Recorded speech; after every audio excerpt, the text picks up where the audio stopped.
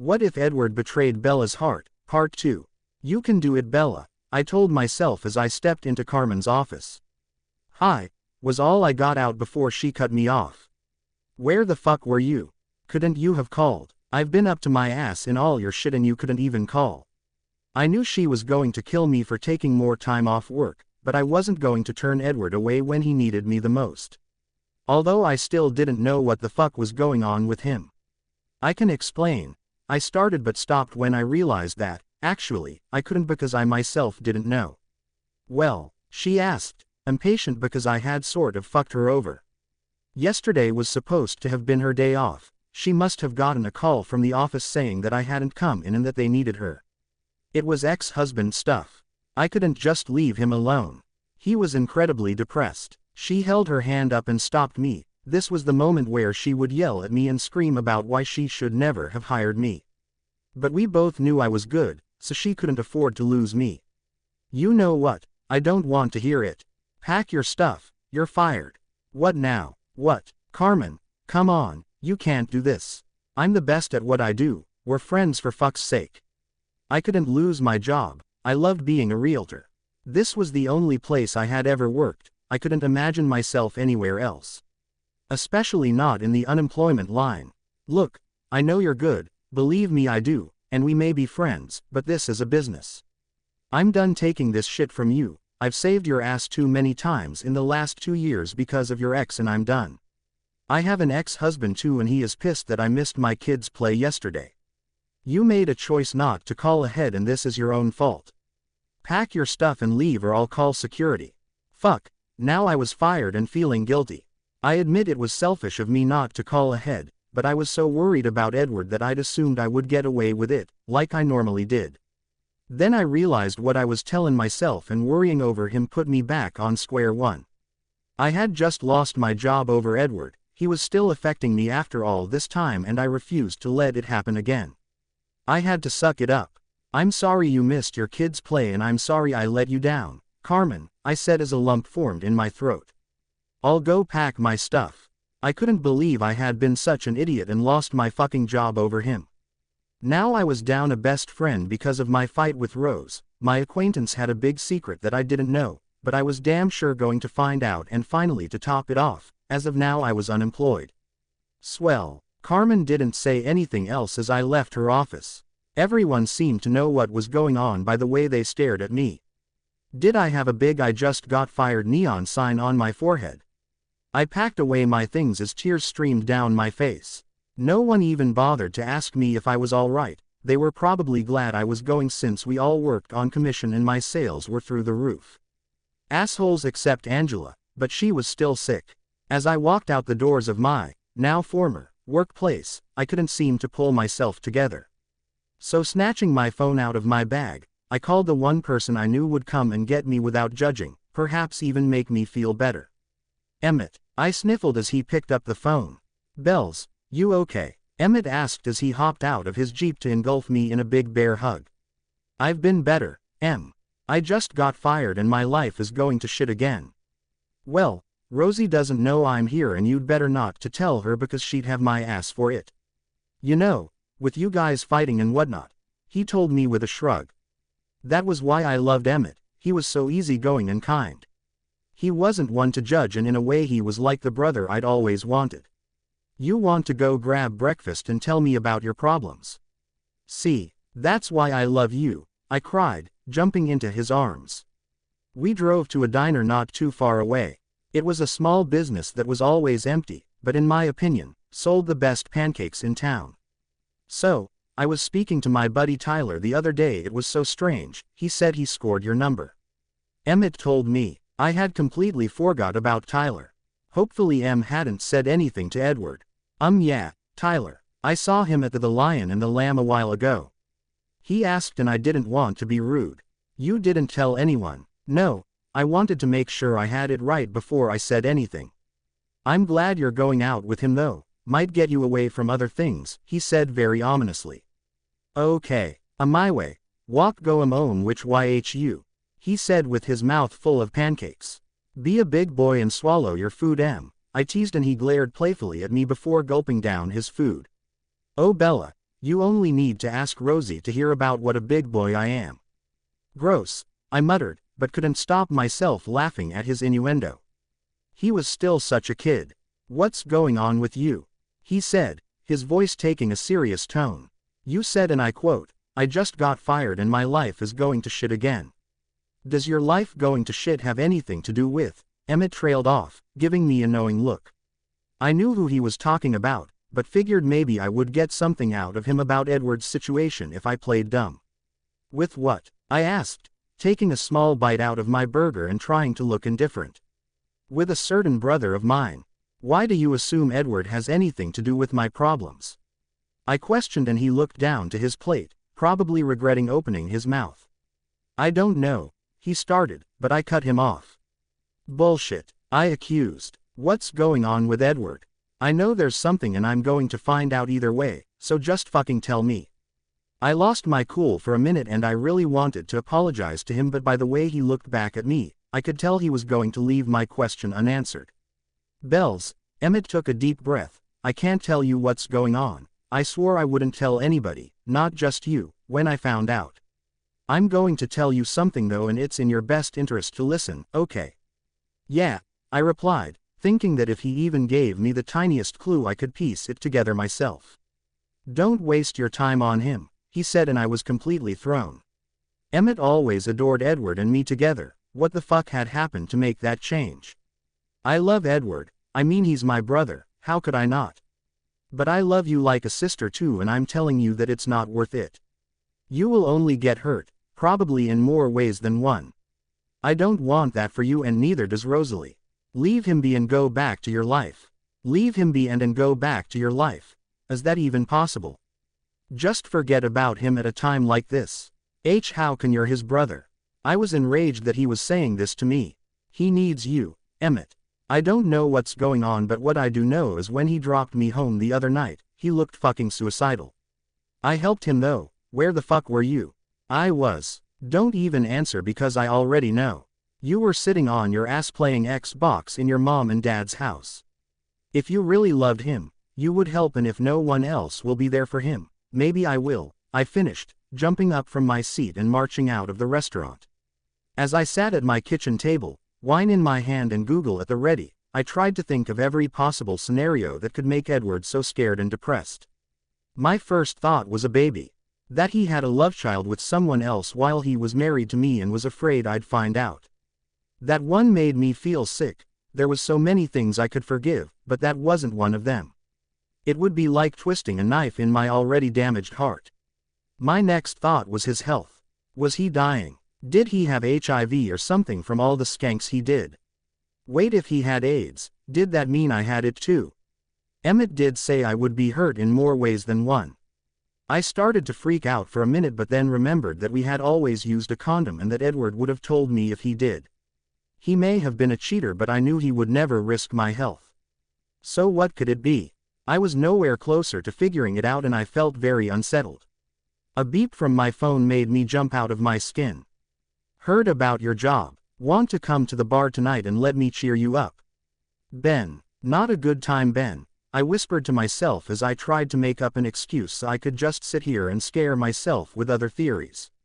But maybe it would be good if I did go out. If I stayed at home I would just drive myself crazy. Love to. Can I bring a friend? Bella. He had either been waiting for my text or was incredibly fast at typing, because I got his messages literally seconds after I sent mine. Yeah, sure. Meet you here at 8 or pick you up. Ben. Meet you there. See you later. Bella. I rushed upstairs to get dressed and ended up just throwing on a figure-hugging blue dress with black heels, not even bothering to do my hair before rushing to Angela's, praying she wasn't too sick to go. If she couldn't go, I'd have to go by myself since I wasn't taking pregnant Alice who couldn't drink or Rose who hated me. Ange. I called as I unlocked her door with the spare key she had given me. Yeah, came a groggy voice from her bedroom. She was asleep at 7:30. How are you feeling? I asked, stepping into her room to see her tucked up in bed. She was a mess and there was a pile of used tissues surrounding her bed, so I didn't dare go closer. I'm a lot better now actually, I can breathe through my nose again. I'll be back at work tomorrow so you don't have to do extra work anymore. I sure won't. Yeah, about that, I sorta got fired today. You'll be flying solo from now on, I told her, trying to lighten such a depressing subject. You what? How could you get fired, Bella? I can't believe it. Are you okay? She asked, stepping out of her bed and over the tissue mountain she had created. I'm fine, but I need your help, I started, and she waited for me to go on. Edward and I are trying again, and a client of mine, a cute client who happens to own the other half of the Lion and the Lamb, asked me out. I said yes because I was sad from being fired. I lied and hoped that she bought it. So, will you come with me? You might even like the guy. I don't know, Bella, Angela replied, and so I was forced to unleash the puppy dog eyes on her. What's his name? Score. Ben Chaney. Angela, you'll love him. He's smart and funny, I told her as she sighed and went to get dressed. As I waited for her, I made a plan of what was going to happen tonight. I was a planner by nature. Sue me. First I would set Ange and Ben up, and when they hit it off, I would get smashed to the point where I wouldn't even be able to remember my name, never mind Edward Cullens.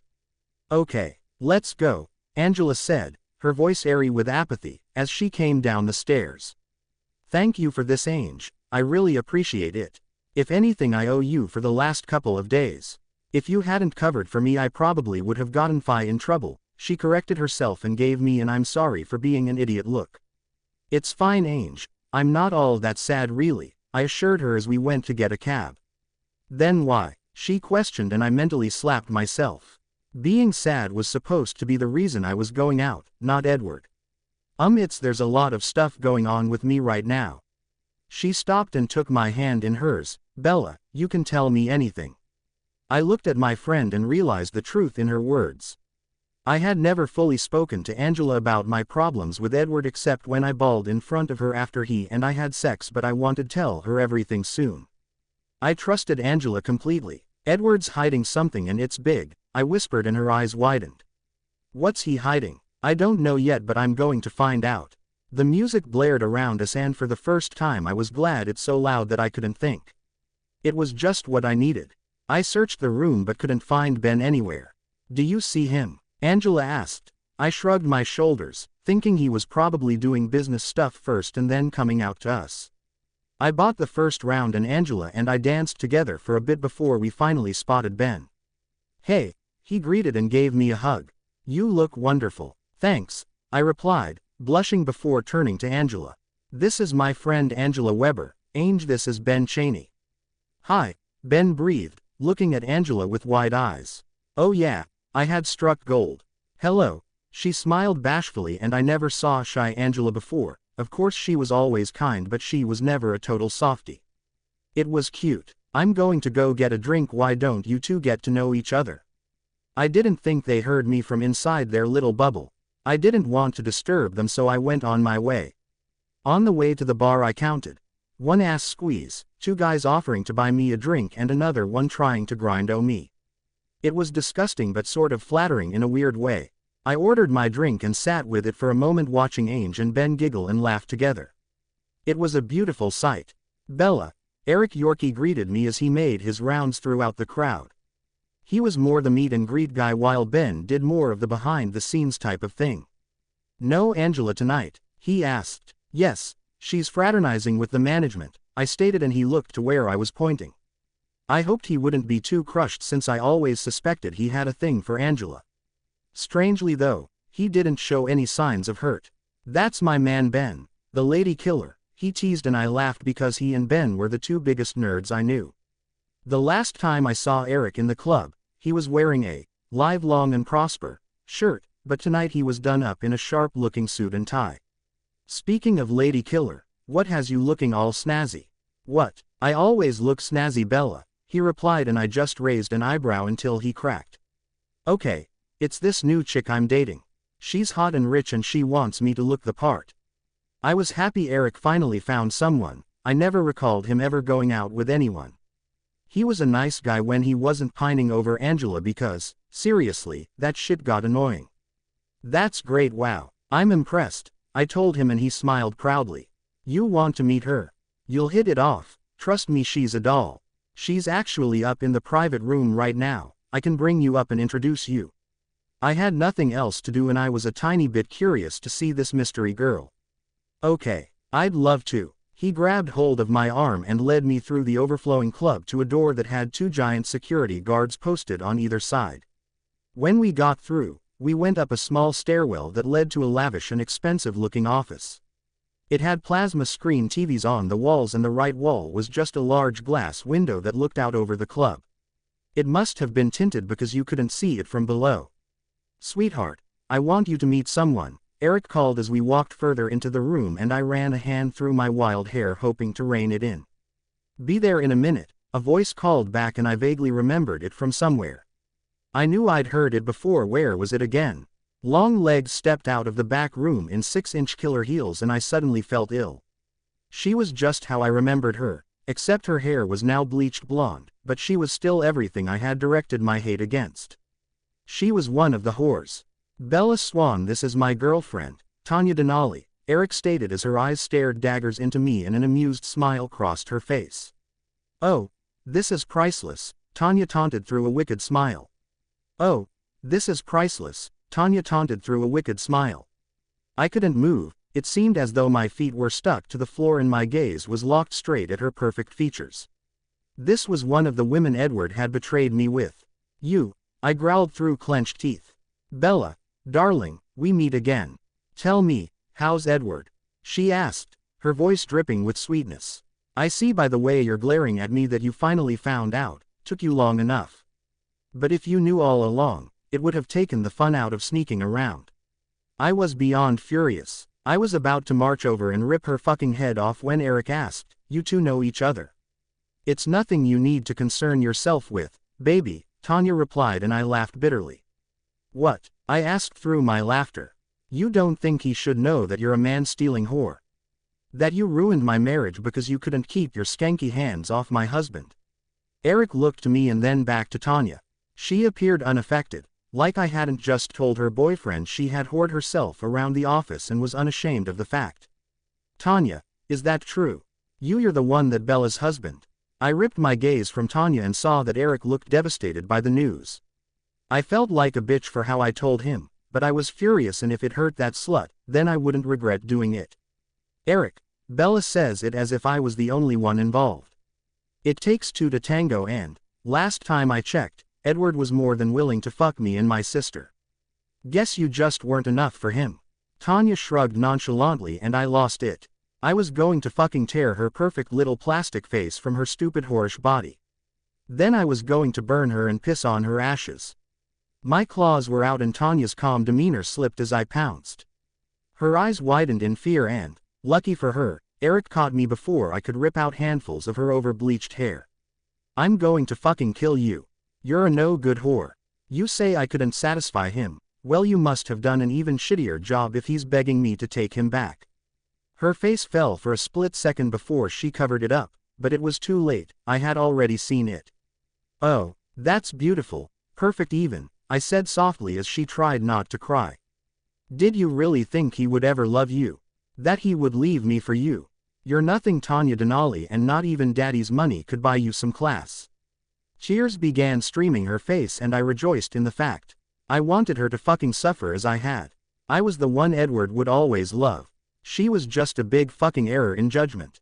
"Enough, Bella. It's time you left," Eric ordered and I smiled in victory. "You're right, Eric, it's time I go. But if I were you, I'd get out quickly too. Did you ever hear that saying, what comes around, goes around? Well, I have a feeling something big is coming for you, Tanya." With that I gave her one last stare before I turned on my heel and made my way out of the VIP room. I didn't even bother looking for Angela and Ben. I ran outside as quickly as I could and broke down as soon as the cold night air hit my face.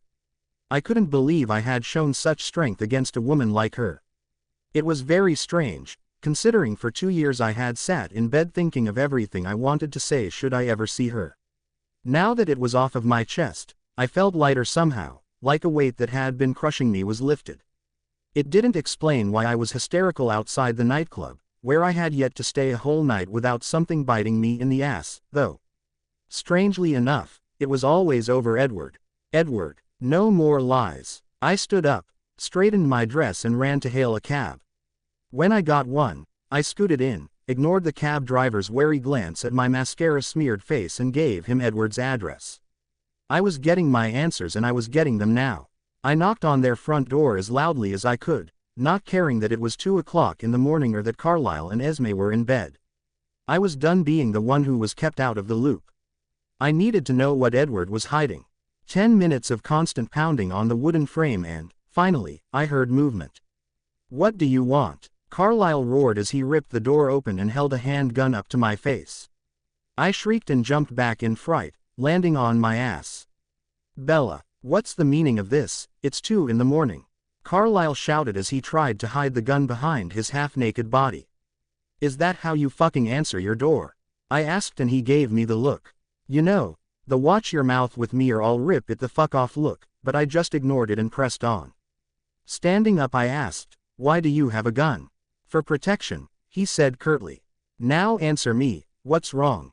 Are you hurt? Is Charlie okay?" "He's fine, but I have to speak with Edward." "Well, it will have to wait until morning," he started but I cut him off. "No, I said I have to speak with Edward and I have to do it now." Carlisle looked at me intently for a moment, but I wasn't backing down. Reluctantly, he stepped to the side and let me in, shutting the door behind me and walking back to his bedroom.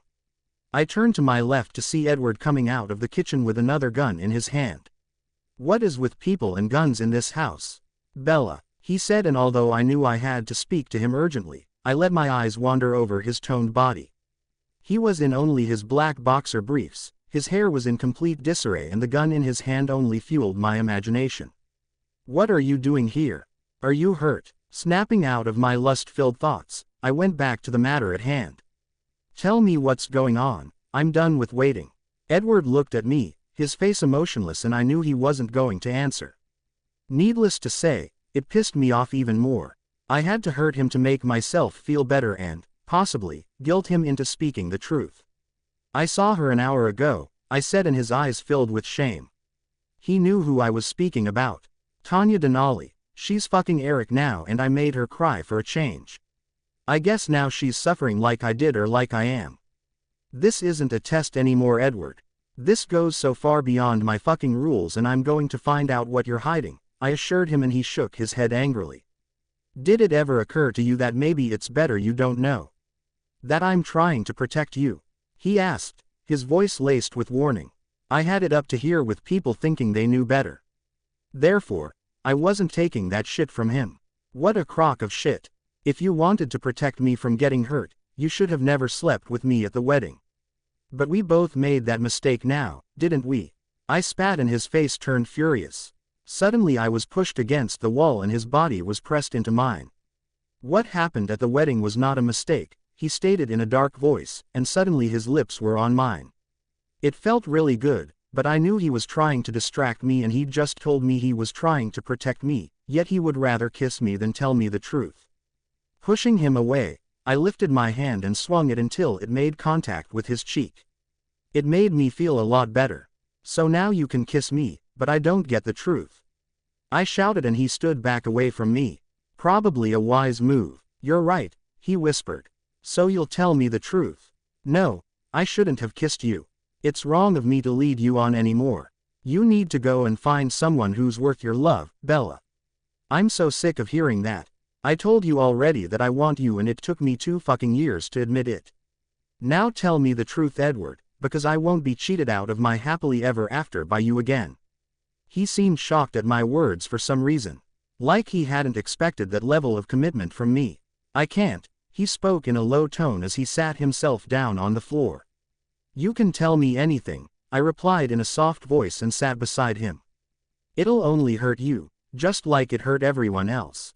"What hurt everyone else?" Edward looked distressed, like he was battling something inside himself and debating on whether to let me in or not. It was just, he started, but it kept getting stuck in his throat. His eyes met mine, full of pain and begging for mercy. "Who is he? Who do you mean when you say, him, Edward?" I asked, trying to encourage him to tell me more. I could actually see it in his eyes when he came back to himself. "No, stop it, I won't tell you. You say you want the truth, well I can't give it to you. Besides, When you hear it you'll leave anyway and you'll be back to the hurt you say you know so well. Edward was silent for a moment before he whispered. If I hurt you again it will destroy the last sane piece of me. I knew he would say nothing else. Part of me wanted to tell him to go fuck himself and curse him for wasting more of my time. But I couldn't. It was time to face the facts. There was no moving on from Edward Cullen. No matter how much I wished there was. He had ruined me for other men years ago. We were making out like crazy on the couch of his dorm. We'd been seeing each other for around 3 months and the whole time he'd been nothing but a gentleman. Sure, there was some groping and heavy touching of sorts but Edward never pressured me to go further. His roommate would be gone all weekend so I decided that tonight would be the night. Edward and I were going to do it. I had never been so turned on before by someone and by the looks of things, either had he. Bella, Edward grunted before he captured my lips again. We need to stop now or I won't be able to control myself. I don't want you to stop or to control yourself, I moaned, wantonly. I was going to spontaneously combust if he didn't touch me soon. He pulled away and I whimpered at the loss of his lips from mine. Do you mean that? He asked in a husky voice and looked down into my eyes. Yeah, I really do. I've wanted you since you first brought me to our meadow. My cheeks flushed crimson at my admission and his eyes darkened considerably. What I saw in them was hunger and I delighted at the fact I was the one to make him feel like that. I've wanted you for forever, Edward sighed before slowly bringing his lips back down to mine, but this time our kiss wasn't frantic or needy. It was slow and sensuous. My hands began to tremble and I was starting to feel nervous now that I knew we were going to go all the way. I mean, I had done it once before, but Marcus had told his friends that I'd been no good. What if I disappointed Edward? Would he leave me? Are you okay? He asked, sitting up and pulling me with him so I was straddling his lap. I'm just nervous, I admitted, looking down sheepishly. I whipped my head up when I heard his sudden intake of breath. You're not a virgin, are you? If you are, we can wait. I can make everything perfect for you and rent a room or something in a nice hotel. Edward always rambled when he was nervous and it was one of the things I loved about him, that under his rugged and sexy looks, he was still the awkward nerd of my childhood. I silenced him with my lips. I'm not a virgin, don't panic. But I only once before and I wasn't good at it. I just don't want to disappoint you. He grabbed my face in his hands, forcing me to look him in the eye. You could never disappoint me, Bella Swan. Whatever we do will be utterly and totally perfect just because it's you I'm doing it with. He was such a cheese ball, but I loved it. Every single word. I attacked him then, not that he minded, and was carried to his bedroom and laid down on the unmade bed. Things happened fast from there. We were one big ball of sexual tension waiting to be unraveled. And it wasn't how it was in the movies or in books. There wasn't any fanfare about it. Edward simply took a condom out of his wallet and then we were having sex. Then as I neared my peak my word filter disappeared and I spewed my thoughts out loud. Edward, I love you. God, Bella, I love you too. He breathed, and in that moment my life was beyond perfect. He loved me and that was all that mattered. I was so naive back then and maybe I still was now. Edward, I said and he continued to stare ahead. Look at me, goddammit. Slowly he turned to me. It was startling how much he had changed. I would forever remember the boy with the lightest eyes and brightest smile as he moved in me. Was Edward still that boy? He looked nothing like him and acted nothing like him. Was I kidding myself with this? Who are you? I questioned, utterly at a loss. His eyebrows furrowed. You know who I am, Bella. No, I really don't. I knew the old you. The one that would laugh, joke, dance with me. The one who would play the piano and would watch shitty movies with me all day long. That's not you anymore and, Edward, I get that. I'm different too. Times change. People change. I know better than anyone. So what do you want from me? You said it yourself. Apparently that's not me anymore and I'm sorry if you wanted me to be that. But I'm just a fuck up now. I can't do anything without destroying it. I want you so badly it fucking hurts, Bella, and everyone knows that you're so far out of my reach. Edward shouted, swells of clear liquid rolling down his cheeks. I was so sure when you left me 2 years ago that I would win you back and when you refused me I broke down. Is that what caused whatever is going on? I queried. Yes. Finally a fucking answer. Look, I take 2 guesses just to ease my mind. Then if they're not what I feared the most, we'll continue with the plan. Okay, and if it is what you worst feared? He asked. Then I'll walk out the door and you won't see me again. Because if it is what I imagined, there's no coming back from it, we have no hope of salvaging what we used to be. At my words, the last spark of light in his eyes dimmed and was replaced with terror. All right, Edward agreed, and I took a breath. Do you have a child or children that I'm not aware of by another woman? I asked, and he looked at me like I was crazy. Of course not. Do you think that I would sleep with anyone after I lost you? Wait, you haven't slept with anyone in 2 years? I asked incredulously. 2 years was a really long time. No, it would be wrong. Like I was betraying you again, Edward murmured. I don't know why, but hearing him say that made me feel so much better, like maybe he was worth my time after all. Okay, I sighed in relief. So, no illegitimate children. Final guess, are you sick or something? I asked, and he looked like he was thinking about his answer carefully.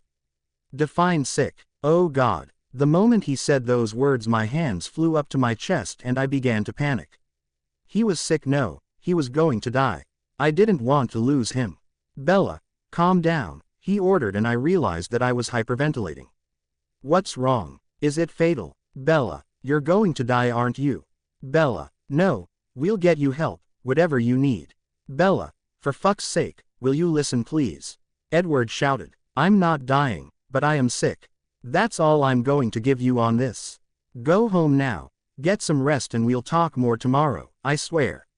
Now that he mentioned it, I was exhausted. My feet were aching from the heels I was wearing, and I felt dirty and sweaty from being in the crowded nightclub before I came here. You promise we'll speak tomorrow? You're not just going to vanish before I can call? I asked, and he smiled sadly at me. I promise. Do you want me to drive you home? Yeah, because that turned out great last time. No, I'm going to grab a taxi. Clear my head a bit, I explained when a look of rejection crossed his face. Are you sure it's safe? Edward questioned, and I wondered why everyone was so concerned about protection all of a sudden. Was there a serial killer on the loose that I wasn't aware of? Yes, daughter of a cop, remember? How could I forget? He replied, and I smirked a little at his attempt at humor. Then I left and walked into the night, longing for the comfort of my home. After I awoke the following morning, at 11:15, the primary issue I did become phone him to peer if he became there. Whilst Edward told me the night before that he'd tell me greater about his trouble, I used to be sure it become lie and he was going to vanish. However, all over again I found that he become truthful. Hey, Bella, he responded on the first ring. You are there. I sighed in alleviation. I was certain you have been simply going to go away. Me striking. Can we meet somewhere? I cannot right now, but the afternoon could be right, around 5 maybe, if that fits you. I failed to actually need to attend until 5, it appeared like this sort of lengthy manner off. However, if he become busy, then I meant I couldn't call for that. He meet me proper away. Yeah, it's satisfactory. Do you want to satisfy me at Starbucks or get something to devour? Whilst he failed to reply, I questioned if he had hung up. Edward, you still there? Still not anything. I used to be approximately to hang up whilst he in the end spoke. Oh Bella, I got across. I am in the middle of something, however yeah, any place you need, simply textual content me. He hung up and I was left questioning what he was doing that become so critical. However, it wasn't my business, so I let it cross. I were given dressed in my favorite pair of denims and a violet shirt, choosing something a chunk dressy so I wouldn't need to get modified again later when I went to satisfy Edward. I decided that, for these days, I was simply going to sit back across the house for a while and then process search on the net. I was going to move loopy if I did not have something aside from Edward to occupy my mind. When cleansing the residence, looking TV and job looking most effective were given me to 3 o'clock, I decided to stroll to my dad's house. I hadn't visible him because the wedding, and it become generally due to the fact I have been dreading telling him about losing my activity. I had usually been an excessive achiever, but occasionally I failed. However, every time I slipped up on something, Charlie could deliver me his dissatisfied face. It was worse than having him shout at me, it crammed me with guilt, however always made me want to attempt tougher subsequent time. God, Charlie ought to write an e-book on parenting. I opened the front door to walk out, however collided with a hard, muscled chest. "Oh, Bella, I am sorry. I was just calling for you." Tyler smiled as he seemed all the way down to me. "Hey, it's okay. I was just on my way out Shirley. What is up?" Shit, I had completely forgotten approximately him. He had known as me a few times and, just like the coward I was, I overlooked my telephone and requested Emmett to tell Tyler I was attempting once more with Edward. Emmett should nonetheless have been hoping I'd go out with Tyler and forget about Edward, considering that he did not tell him. Or perhaps Tyler simply wasn't getting the message. I referred to as you some instances, however your phone must have been became off or something. I used to be wondering in case you're unfastened for dinner this night. He asked, his voice hopeful. I cannot, Tyler. You're this type of notable man, but my ex and I are attempting again, and it turned into unfair of me to guide you on in the first location. I am sorry, I informed him, and he smiled sadly. Oh, do not worry, approximately it. Your ex is a fortunate man, however, if he ever slips up, you may call me. I might truly want to take you to dinner sometime. Thanks, and if it doesn't exercise session, you're first on my list. You've got a list. He raised an eyebrow. Shut up, parent of speech, I said in mock anger. All right, nicely, I will get going.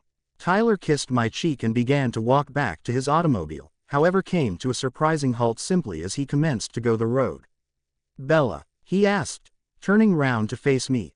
When you say your ex, you do not suggest your ex-husband, proper. You imply an ex-boyfriend, no longer Edward. Tyler regarded concerned and started taking walks back towards me. No, I suggest Edward. Why? No, you cannot do this, Bella, are you insane?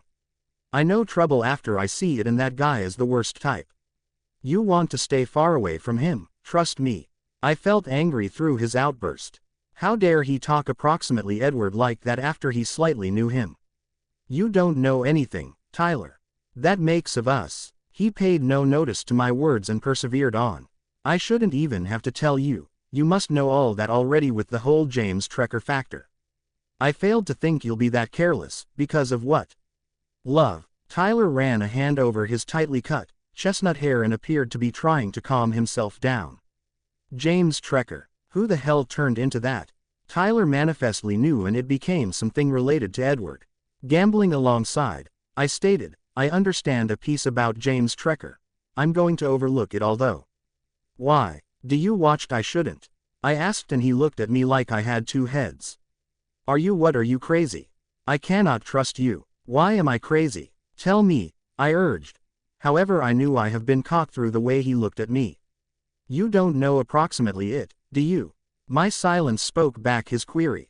Edward did not fucking inform you, and he's simply going to let you stroll in blind. He's this kind of fucking dick. Tyler, please, tell me what is occurring. No one is answering my questions and I am getting scared. He looked at me with a pitiful expression. Sighing, Tyler said, Edward is in deep shit right now. Hell, we all are, thanks to him. I cannot inform you because it's now not my place. If Edward desires to drag you in, this is his desire, but you're a good individual and I do not want that for you. You're a big girl though, you can make your very own errors. Lord is aware of Edward made his. Pleasant advice though, Bella. Live the fuck far away from Edward Cullen. This is all I'll let you know. Tyler walked to his car, hopped in and sped off, leaving me bewildered in the front of my rental. When I were given my head collectively, I started out slowly taking walks to Charlie's residence. James Trecker meant something to Edward. Did Edward become part of the mob or something? Became he a crook now? Charlie could have a subject day if he turned into Bella. Charlie exclaimed as he saw me standing at the porch and pulled me right into a hug. How's it going, child? I'm splendid, I lied. We separated and he brought me into the residence. I have ignored you, Dad. I have not spoken to you since the wedding ceremony. Yeah, Sue's hogging all my time. Not that I'm complaining. With the aid of the way, inform Rose that Sue's sorry she couldn't go to the wedding. Leah broke her arm and she or he needed to be taken to sanatorium. I absolutely understood. Remember how normally we went via that? He requested via a snort, and I recalled sitting in sanatorium cradling my arm as a toddler. I fell down a lot. Yeah, can I ask a desire? Yeah, positive, Charlie replied, searching at me with a concerned expression. A friend of mine is seeing this man and that I don't like the appearance of him. Do you observed you could test him out to your police computer thingy? The lies had been coming too smooth now I was doing it too much. Bells, I am not sure I will do this, he commenced but I reduce him off. Dad, I would not ask if it wasn't crucial to me. Isn't always your task to defend and serve. My pal needs your help. He regarded reluctant however in the end gave in. Do you already know his full call? James Trecker. Charlie nodded and went out to his cruiser whilst I sat there biting my nails. What the fuck had Edward gotten himself into? Whoever this James Trecker guy changed into, Tyler did not make him out to be a get-up guy. Bella, Charlie referred to as he marched returned into the house. You stay far away from that man, you pay attention me. Permit your friend make her own mistakes, simply stay away from him, he warned and my stomach churned. It really is now not top information. Why? What did you locate? Charlie failed to solution. He simply passed me a chunk of paper he had been holding which had his messy handwriting all over it. It read, James Levine Trecker, area of start, New Orleans, Louisiana. Date of delivery, the 19th of June 1981. Criminal report, the 2nd of January 1995, breaking and getting into. The 7th of July 1997, grand robbery. The 25th of August 1999, ownership of unlawful substances. The 8th of December 2008, human trafficking. Holy shit, does that say human trafficking? For real, I asked and attempted to maintain the contents of my belly down. Sure, and watch your language. You need to stay far away from him. However, it is essential which you to inform me where he is. That is no longer everything he did, it's just all he turned into caught for and proper now he's wanted for murder, Bella.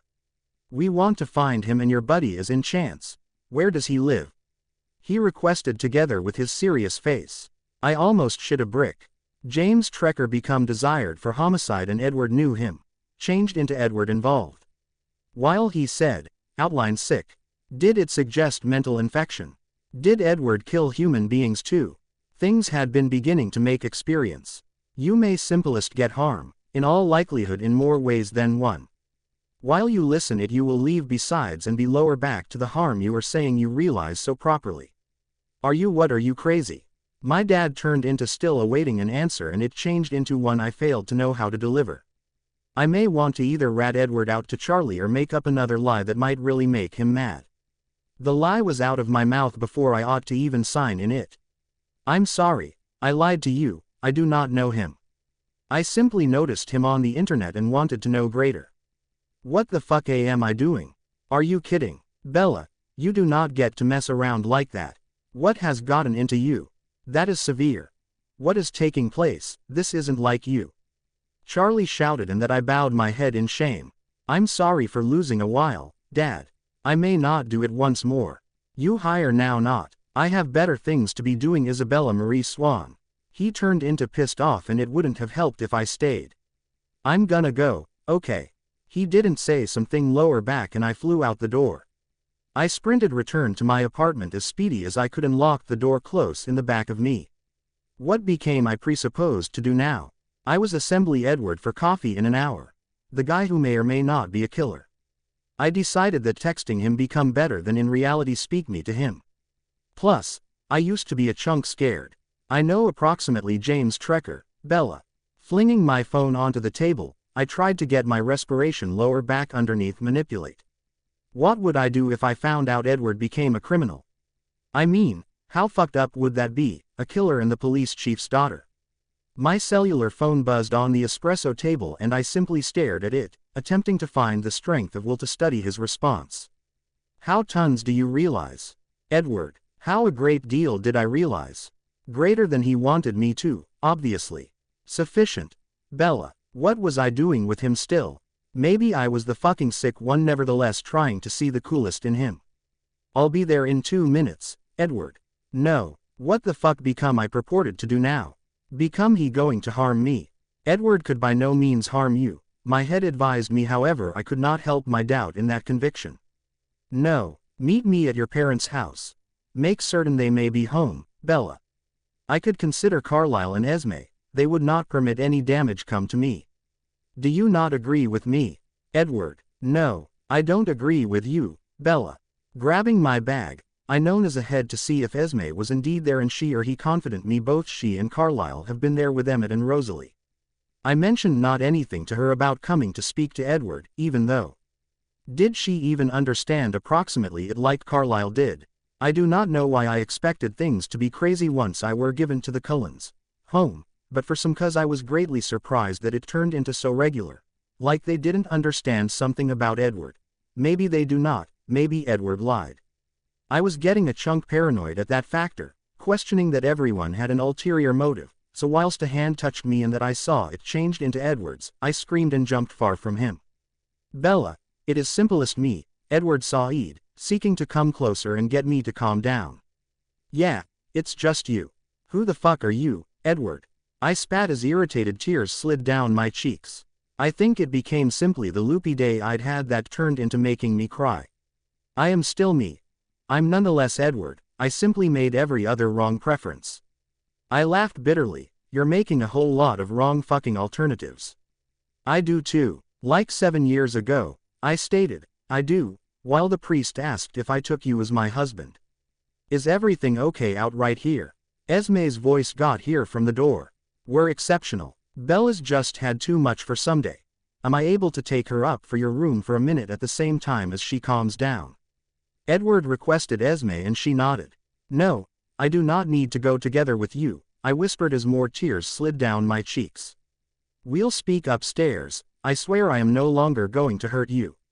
I ought to by no means hurt you, he assured me, and I stared him down, searching out any indication that would display he turned into lying. Best. But if you even attempt whatever, Edward, I trailed off, giving him the evil eye before, reluctantly, making my way up the steps.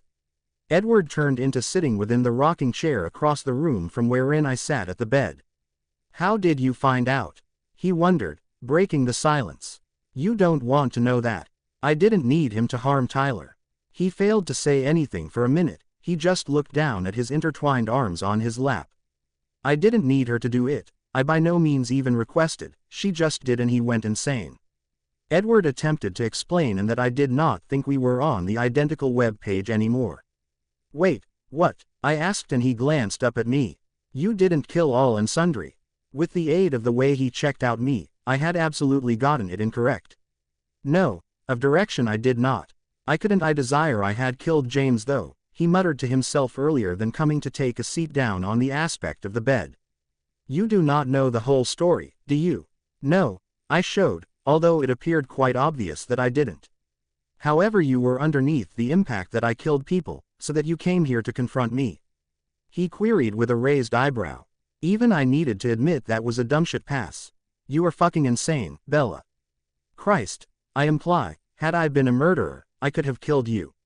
I realize, but permit me remind you that I would not must be doing this if you simply fucking informed me the reality. I countered, and he seemed down, averting my eyes. Bella, he said in a low whisper before looking up at me. I'm so fucking scared, and that I failed to mean to be able to be introduced into this. I simply ignored you so much, and after I noticed you again at the marriage I just had to have you ever. I wanted to call you mine in place of sitting at the sidelines, watching some different man dance with you and stick his tongue down your throat just because he should. I got stuck up in you again, and also you tore open my coronary heart such as you constantly do. When we danced and kissed on the reception, I absolutely forgot approximately the repercussions and what could appear for us tomorrow because I had you in my fingers, and that was all that mattered. As touching as that was, I needed to recall he, and probably me too, had been in trouble.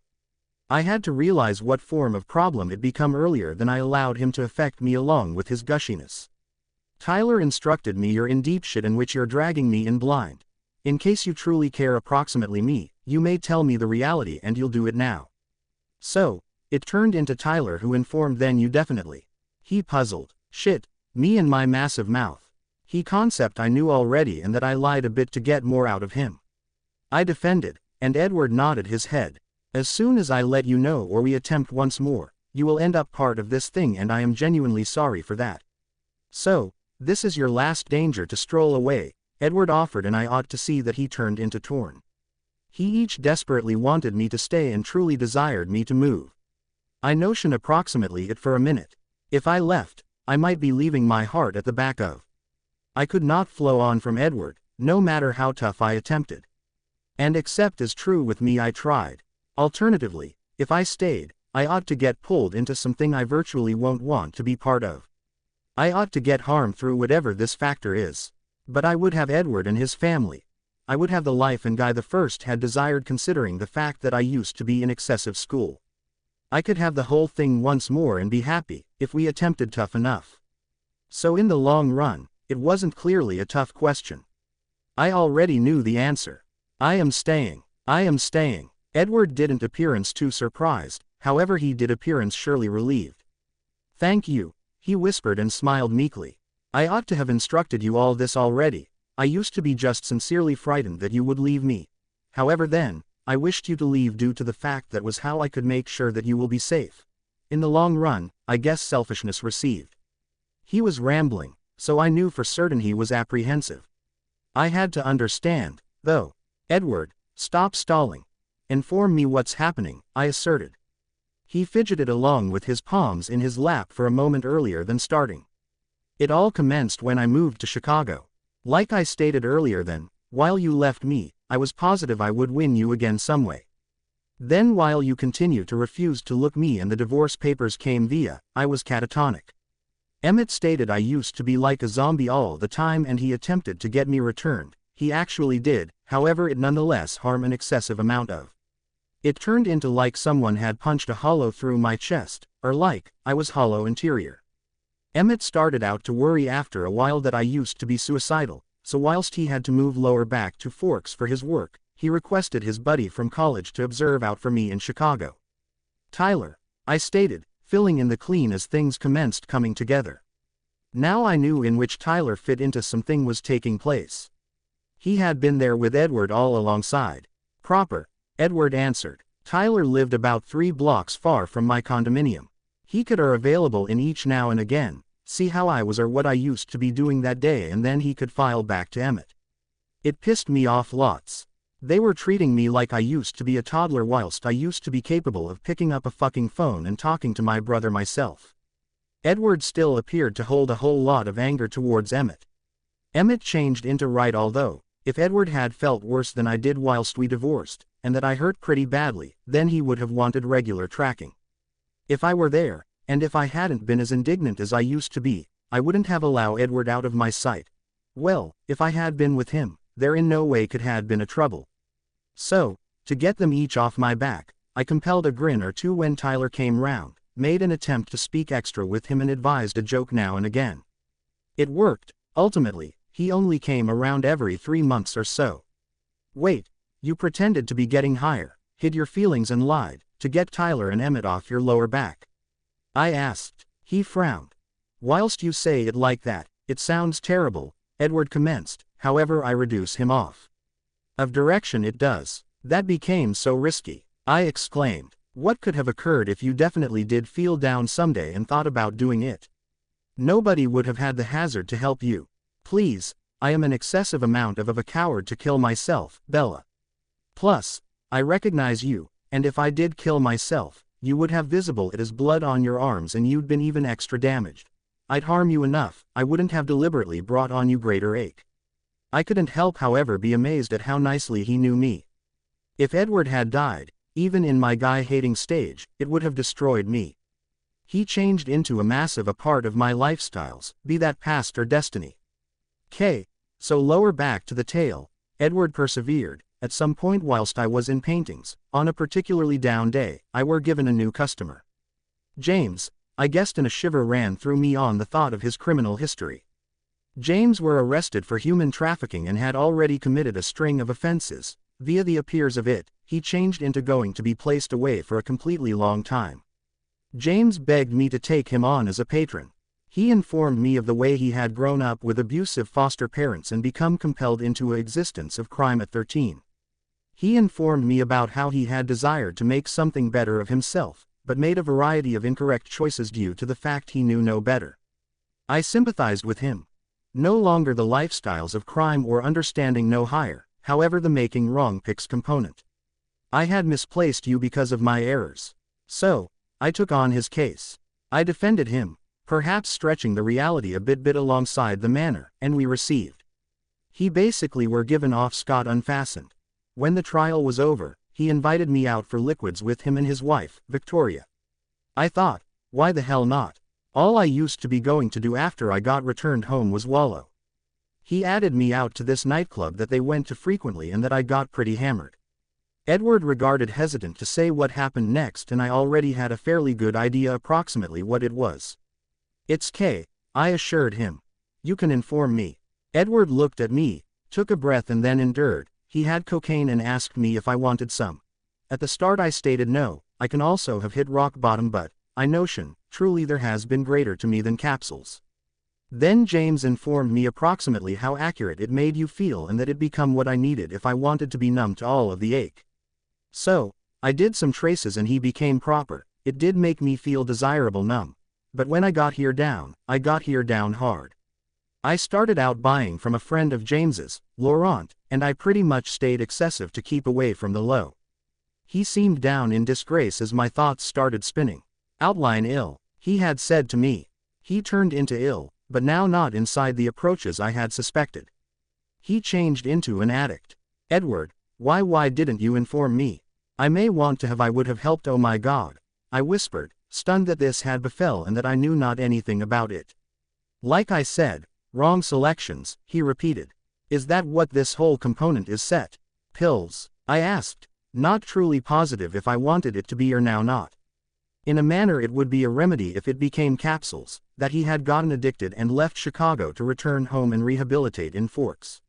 No longer completely. I wish it become, however it is most effective a part of the tale, Edward admitted, and I took a breath before I motioned for him to retain.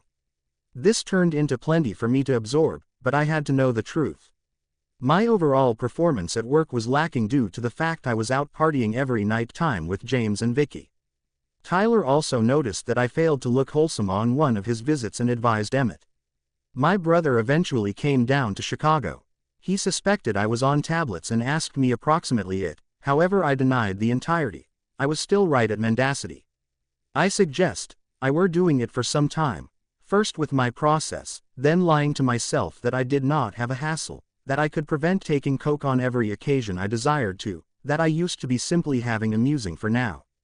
He laughed bitterly, despite himself.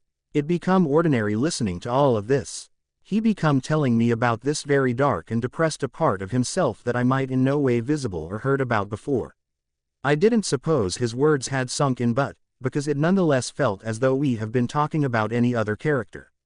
One night while I used to be out with James and Vicky, she began coming on to me. It started out with small tips earlier than she got to it and advised me that we need to hook up, that James might be none the wiser. I'd taken into consideration James a friend and that I wasn't going to be sleeping with any woman apart from you again, so I told her straight, that I would by no means try this to James and that I might made sufficient mistakes while it came to sex. I predicted her to be irritated or to tell James that I had been coming on to her, to get revenge, but she never did both. It was a door it by no means passed off. I went again to doing coke and she or he by no means said a word. Edward shrugged, but I had a feeling that there was greater to this Victoria individual. But she did not preserve it quiet forever, did she? I ventured and he nodded with a good smile. You are very perceptive, you know that. I shrugged in reaction. About a month after our verbal exchange, I got a name from James announcing that Vicky became unwell and they would not be coming out that night. I figured they were simply screwing or something and hadn't had enough of each different, but I even joked about it with him for some time. But I observed, when we were joking, that he failed to sound like himself. I simply shrugged it off, hung up, did a line, sat around watching TV and went to mattress. That night, I awoke to a thunderous growth coming from downstairs. I used to be being robbed, so I grabbed a pocket knife I had in my pinnacle drawer and went to analyze. Occasionally he becomes such an idiot. Oh yeah, I am being robbed. Provide me that tiny knife and I will go fight off the intruders, stupid guys and their treasured egos. When I crept out of the bedroom and regarded down the corridor, the door were smashed down and James changed into status inside the dwelling room, protected in blood. At first I thought, Victoria must have died or something and he need to have downplayed her infection. I ran out and requested him, what's taking place? Is Vicky all right? And it set him off. He began shouting, "You'd love to recognize, wouldn't you? Always so involved with Vicky." I had never visible him that indignant, and I started to realize that James become fucking insane. He was screaming that Victoria had attempted to go away him for me, and I swore to him that I might never wanted her to, that I told her he was my pal. He didn't accept as true with me, even though he wanted to kill me for trying to steal his girl, and once I noticed his gun, loaded and geared up, I was performed for. The blood, I asked once, I may want to manage my voice. The blood on his blouse, it became hers, wasn't it? Edward frowned and I knew my solution. The police record said that Victoria hadn't gotten to some distance out the door earlier than he grabbed a couple of scissors and slit her throat. I felt ill. So Victoria changed into the character James had killed. She changed into the only he changed into desired for murdering. This James guy changed into a psycho, and now, way to him, Edward turned into in trouble. "Do you need me to maintain going?" he asked in a gentle tone, and I noticed that my respiration was coming faster. "Yeah," I said, seeking to control it. "I'll be high quality." He regarded a piece apprehensive, however persisted. James positioned the gun on me and I hightailed it back to my room. He shot it some instances and neglected, then he ran out of bullets.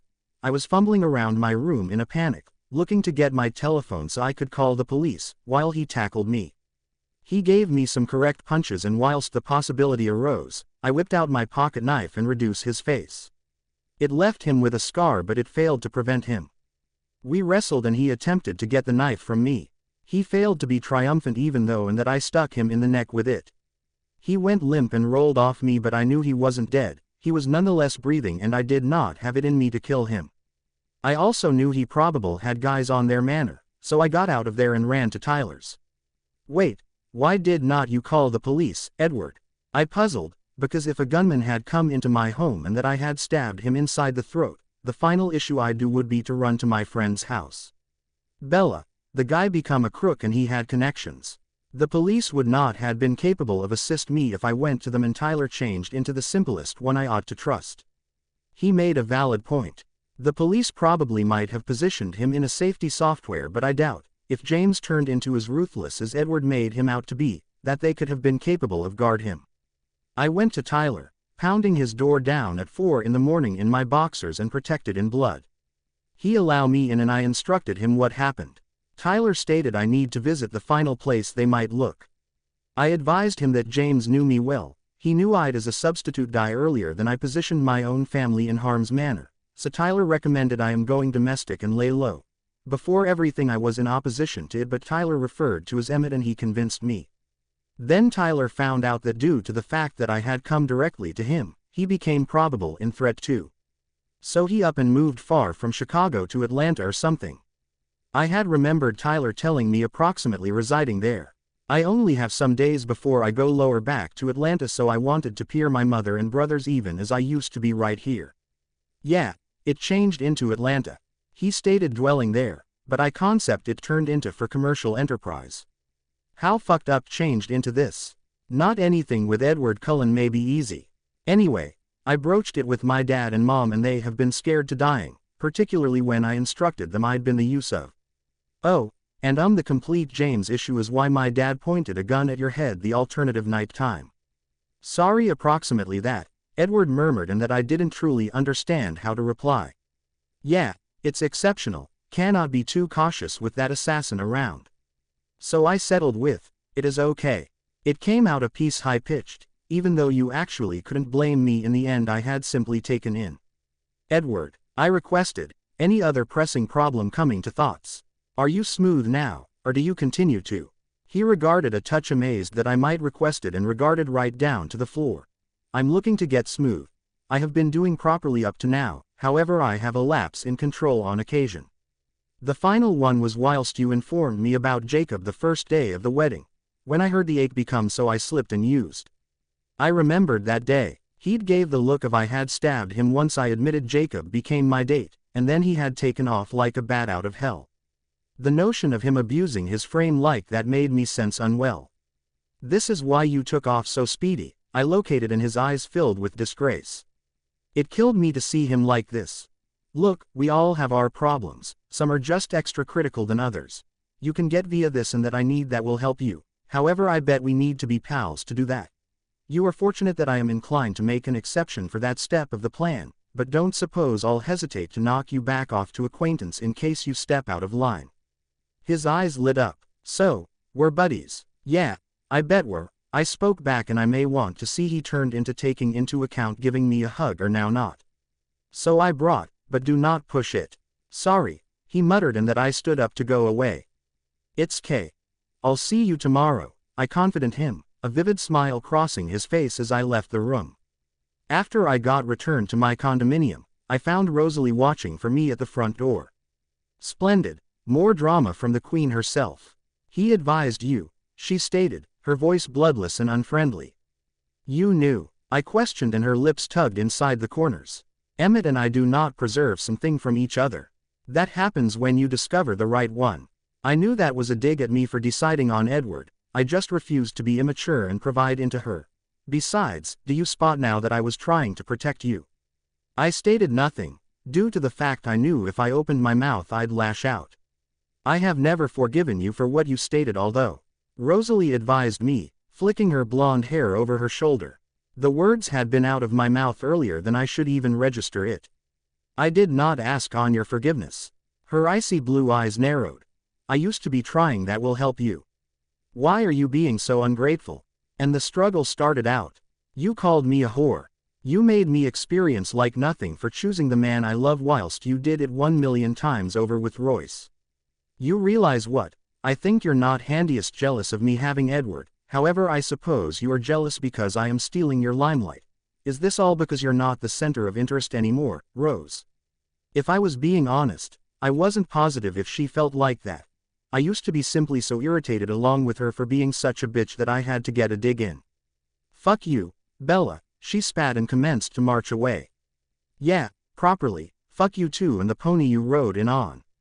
I shouted again, not giving a shit if I woke the friends. Rose stopped when she heard my phrases, turned round and started stalking back over to me. She was proper up in my face while she subsequently stopped on foot but I refused to experience intimidated by means of her. Whilst your fucked up love tale does not work and you die by myself, don't count on me to go to your funeral. She seethed. Anything Rose, you wouldn't have been invited anyway. It might most effective be for pals and cherished ones and you're neither. She laughed bitterly at my response. So this is it. The quit of technology due to the fact you chose Dickward over me.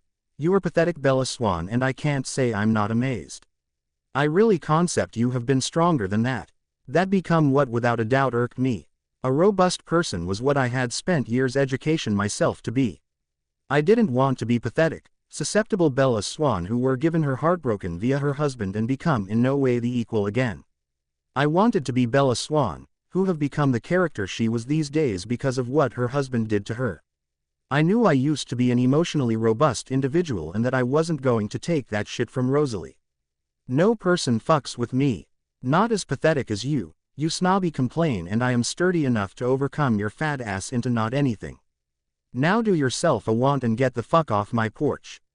That wasn't even 1/2 of what I could have stated to her but judging by means of how red her face went in fury, I assume I received that round.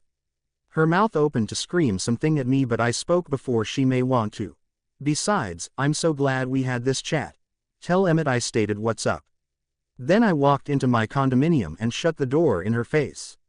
Oh yeah, I was totally the alpha complain now. Bella, he whispered in my ear as I lay tangled in the sheets. The light seeping through the curtains reminded me that I had another wonderful day to spend with him. Wake up sleepy head, Edward laughed. He could tell I was awake but I kept my eyes closed to prolong the moment of being in his arms.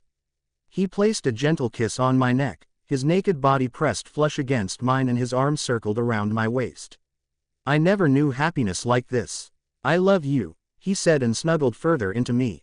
I love you too, I replied and flipped myself over so I was on top of him, staring into his captivating emerald eyes. We watched one another, almost in wonder, and I didn't know what he was seeing when he looked at me, but what I saw was the most beautiful person, body and soul. I could tell all that with just one look. We had been living with each other for around a year now. This was what I woken up to every morning and went to sleep with. Well, there was a bit more before the sleeping part. Sure, we fought sometimes about stupid insignificant stuff, like him leaving the empty carton of milk in the refrigerator or me messing up the bathroom, but that was normal. Plus make-up sex was really hot. I was on cloud 9 and nothing could pull me down. He lifted his lips to mine and I eagerly complied.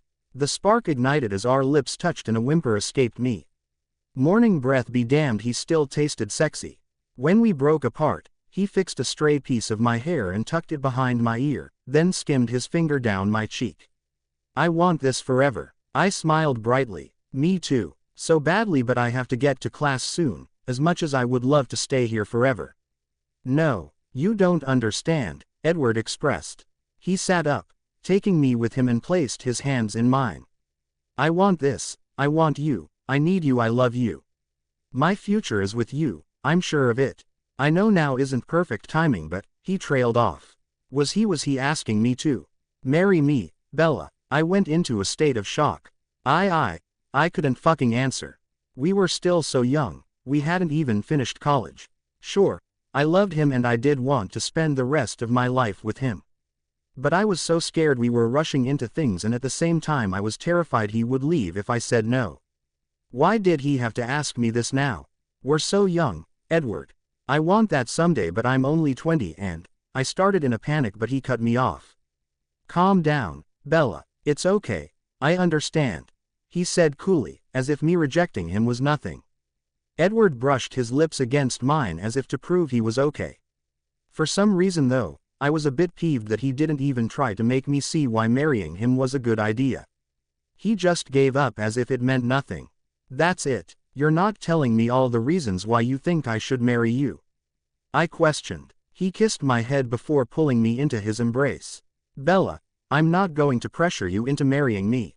If I have to tell you all the reasons I think we should get married, then it's not the right time.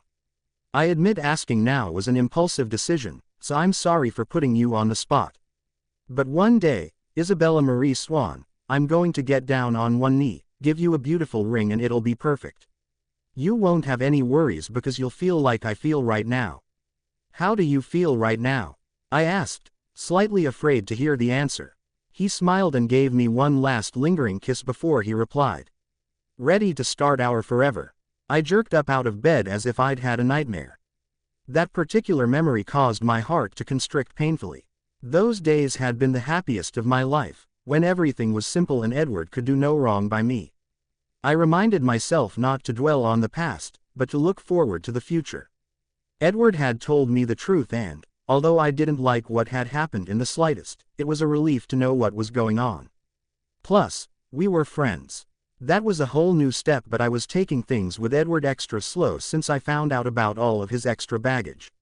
He was flawed, I knew that a long time ago, but I strongly believed in him. Even if I had no reason to. My phone rang and the caller ID showed me that it was Alice. Hey, I answered. Hey, I heard about last night with Rosalie. You okay? She asked, cutting straight to the point. Tears sprung in my eyes, but I shook them away. Rose wasn't there for me and I'd spent so many months supporting her when she was with Royce. I deeply regretted what I said to her now, but what she had said, on top of the emotional day I'd had with Edward telling me about James, was just too much and I lost it. Even if I claimed to hate Rose, I could never. We had gone through too much together for her not to have a place somewhere in my heart, but I wasn't able to go and work things out just yet. My wounds were too fresh and I had a feeling hers were too. I'm fine. I shouldn't have said what I did to her though. I just had a rough day and having her lecture me wasn't helping. I muttered and was even more ashamed of my actions. Alice sighed. She's just looking out for you. You know, Rose, she just doesn't want you getting hurt. I know that, but Alice, I'm an adult and she's not my mother. If I get hurt it's on me and only me. I know she cares, but I'm not asking her to welcome Edward back with open arms. Hell, I'm not even doing that. I just want my friend to support my decision and understand that everyone has to take a risk once in a while and this is my risk. I'm done being unhappy and lonely, it's time I stopped lying to myself. I want Edward and it's not up to her to stop me. Tears slid down my cheeks and, at this stage, I was sick of crying. It seemed to be all I did these days. I know, sweetie, she'll come around eventually and you will too. If it helps, I'm here for you, Bella. If it were me and Jasper instead of you and my brother, I would probably be doing the same thing. You can't help who you love, right? Something like that. I smiled small and wiped my tears. I've gotta go. I have to get to an interview at 2, but thanks for understanding, Alice. You're the best, and I'll swing by tomorrow with those donuts you love. Ooh, she exclaimed. The ones that have chocolate on the top but custard in the middle. Of course. I laughed as she squealed in delight. Pregnant women and their food. Talk to you tomorrow, Alice. I hung up and went to my closet, looking for something professional to wear to my interview. I had an appointment with Mrs. Katrina Griffith. She was a very well-known realtor, and I couldn't believe it when her secretary actually scheduled me for an interview with her, so I wanted to look good. Plus, I had been on what seemed to be hundreds of interviews already, and I was fed up with them. This one felt like my 1000th interview. That was just how many I had been on. Everyone said the same thing once they saw I'd only worked in one place and gotten fired from it. Oh, we'll be in contact, Ms. Swan, but there are a lot of other applicants. If I heard it again, I would scream. I chose a black pencil skirt and jacket, then teamed it with a violet ruffled shirt and black sensible heels. I got my bag and everything I needed, then I headed out. Who knew? Maybe 1000 was my lucky number. Ms. Swan, it's a pleasure, Katrina Griffith said as I entered her office. Katrina was a middle-aged woman, maybe in her late 40s, her hair was straight and the color of corn silk. She was tall and graceful in all her movements and had cold grayish eyes that seemed to always bore into mine. I was so nervous, I didn't just have butterflies, it felt as though there was a swarm of angry bees in my stomach. But somehow, I managed to stay cool on the outside while freaking out in the inside. Pleasure's mine. Thank you for seeing me today, Mrs. Griffith. I told her, and we both sat down. Okay, Ms. Swan, I've looked over your resume and it says here you've only worked in one agency before. When did you start and when did you leave? She asked, her eyes not meeting mine for a change as she looked over the page in front of her. And here we go. I started 4 years ago. I went there straight out of college, and in that short time I learned a lot. After the first 2 years with them I was their top seller. She looked up at me and then back down to the paper. If you were their top seller, why are you sitting in that chair in front of me looking for a job instead of being in a big office with their agency? It'll be here soon. We'll be in contact, Ms. Swan. Her tone sounded accusing and I shifted my gaze nervously. I was let go for an error in judgment. An error in judgment? She asked, her intense and cold eyes staring me down. There was a family issue and I forgot to call and tell the agency I was unable to go into work one particular day. Katrina snorted. That's not an error in judgment, Ms. Swan. To me it sounds like stupidity on your part or lack of common sense. For some reason that annoyed me. She knew nothing about me except what it said on that piece of paper she had in her hand. Someone could have died for all she knew, and yet she laughed at me. Family is very important to me, Mrs. Griffith, and although I wish I had have handled that situation with my former employer better, I wouldn't take back doing what I did for my family. God only knows what would have happened if I went to work that day. I answered in an angry tone, and my outburst seemed to get Katrina's attention. Her gaze had softened and it looked as though she was appraising me. I like you, Katrina declared to my utter surprise. You don't know how many people I've interviewed today that have disappointed me. Finally Katrina donned a smile and I was still completely lost. What the hell was going on? I agree with you. Family is important, and to me this agency is one big family, so that's why I have to be very careful with who I let become a part of it, but I trust you'll be a good addition. The job is as good as yours, Mrs. Swan. We'll be in touch, and welcome to the family. Thank you. I choked out once I could use my voice. I'm honored that you would allow me to. I started, but she cut me off. No need to suck up. Leave, she ordered, going back to being cold, and I nodded, then hurriedly escaped the room. But just as I was about to walk out the door I heard her call my name. Yes, Mrs. Griffith. Call me Kate from now on. As I walked out of the building, I couldn't believe I'd actually gotten the job. And I really needed to tell someone. Are you doing anything, Bella, with Ben at his grandma's house for the evening? Why, Angela, I pouted, looking down at the screen. It's okay, Cheadle. Bella. I remembered then that I had another friend, as of yesterday, and I supposed I could hang with Edward for a bit. Wanna come over to mine? Friend. Bella. I added the friend bit just in case he got any ideas about coming to mine. Really, all I wanted to do was chill with him, have a beer, share my news and watch a shitty film. It was sort of like our past time. Yep, on my way, friend, Edward. His dorky smiley face made me laugh as I walked back to my car, and I couldn't regret the fact that we were trying to piece back whatever we had before. Because what we had was incredible. Sharktopus. Edward raised an eyebrow and I laughed at him before I slid it into the DVD player. It's about a shark hybrid who was made by the government. It gets loose and starts killing everyone. It's pure cheese and I just bought it on account of celebrating. I explained to him as I sat on the end of the couch. Alright, Sharktopus it is then. May I ask what it is we're celebrating though? I got a job, I exclaimed and practically jumped up and down in my seat. Okay, so maybe I'd had a few beers. Congratulations, but didn't you already have a job? You've worked for them forever. Shit, I knew there was a reason I hadn't told him already. Oh yeah, I got fired a few weeks ago. I muttered and ducked my head in shame. What? You got fired? How is that possible? You're the best at what you do and Carmen is your friend. It's not her fault. She had to do it. I missed work and I never called. I was being an idiot and, I started to say but he stopped me. Wait, did you get fired because of that night after my parents? He asked and the look on his face begged me to say it wasn't because of him. But I couldn't lie, so I just stayed silent. Shit, Bella, I'm so sorry. Why didn't you tell me? I never, he started but this time I cut him off. No, none of that. I ordered. I just want to have fun tonight. I got an awesome new job, bought an awesome new movie and we'll watch it together as new friends. Let's just be happy for now. He looked a little hesitant at first, but agreed to let it go. We settled then, laughing at the ridiculous special effects and listening to the cheddar-filled lines. When the movie ended, we just got talking about old times until it hurt my stomach to laugh anymore. Do you remember when Esme found your porn collection? I questioned through giggles as tears rolled down my eyes. Happy ones this time. Oh my god, that was the worst. I can still remember her screaming and my dad trying to explain that it was what all teenage boys did. I was beyond mortified and you just stood in the corner laughing your ass off. He shouted in mock anger and it only made my giggles turn into hysterics. Could you blame me? I was only 15 and at the time it was the funniest thing that could have ever happened. Whatever. He grumbled but amusement danced in his eyes, so I knew he wasn't serious. Do you remember when your dad caught you making out with Marcus behind the bleachers in high school? I blushed crimson and covered my face with my hands. That had been the most embarrassing moment of my childhood.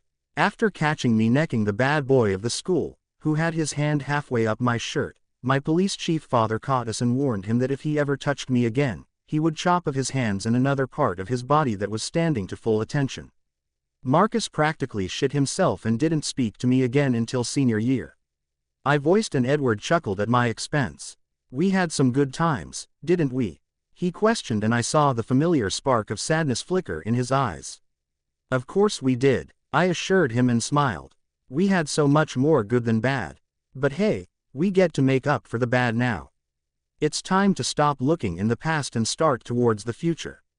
He gazed at me adoringly, all traces of sadness forgotten, and I saw the real Edward. The happy one with a future and reason. It was beautiful. The moment was ruined when his phone alerted him to a message and he excused himself before picking it up to read it.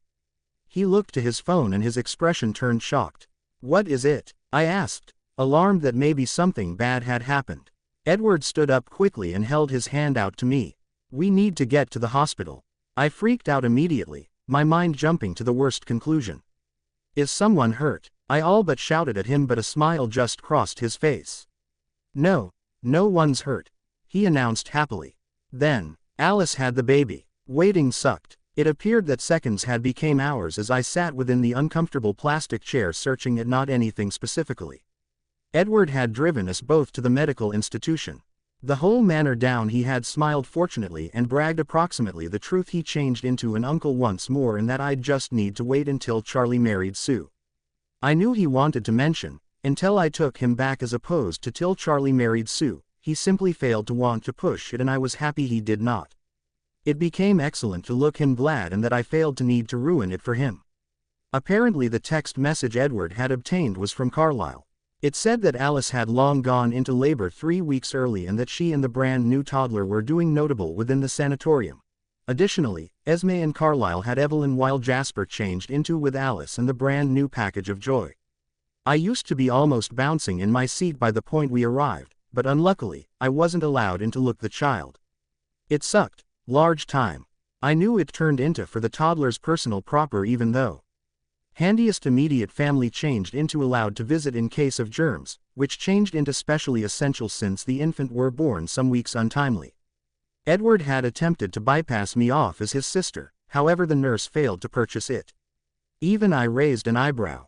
I imply, we seemed not anything alike and if we had been associated, nicely, hermits simply say it might be wrong on many degrees. After they nonetheless refused to allow me in, and whilst Edward changed into achieved arguing with the staff, I had resolved to simply wait.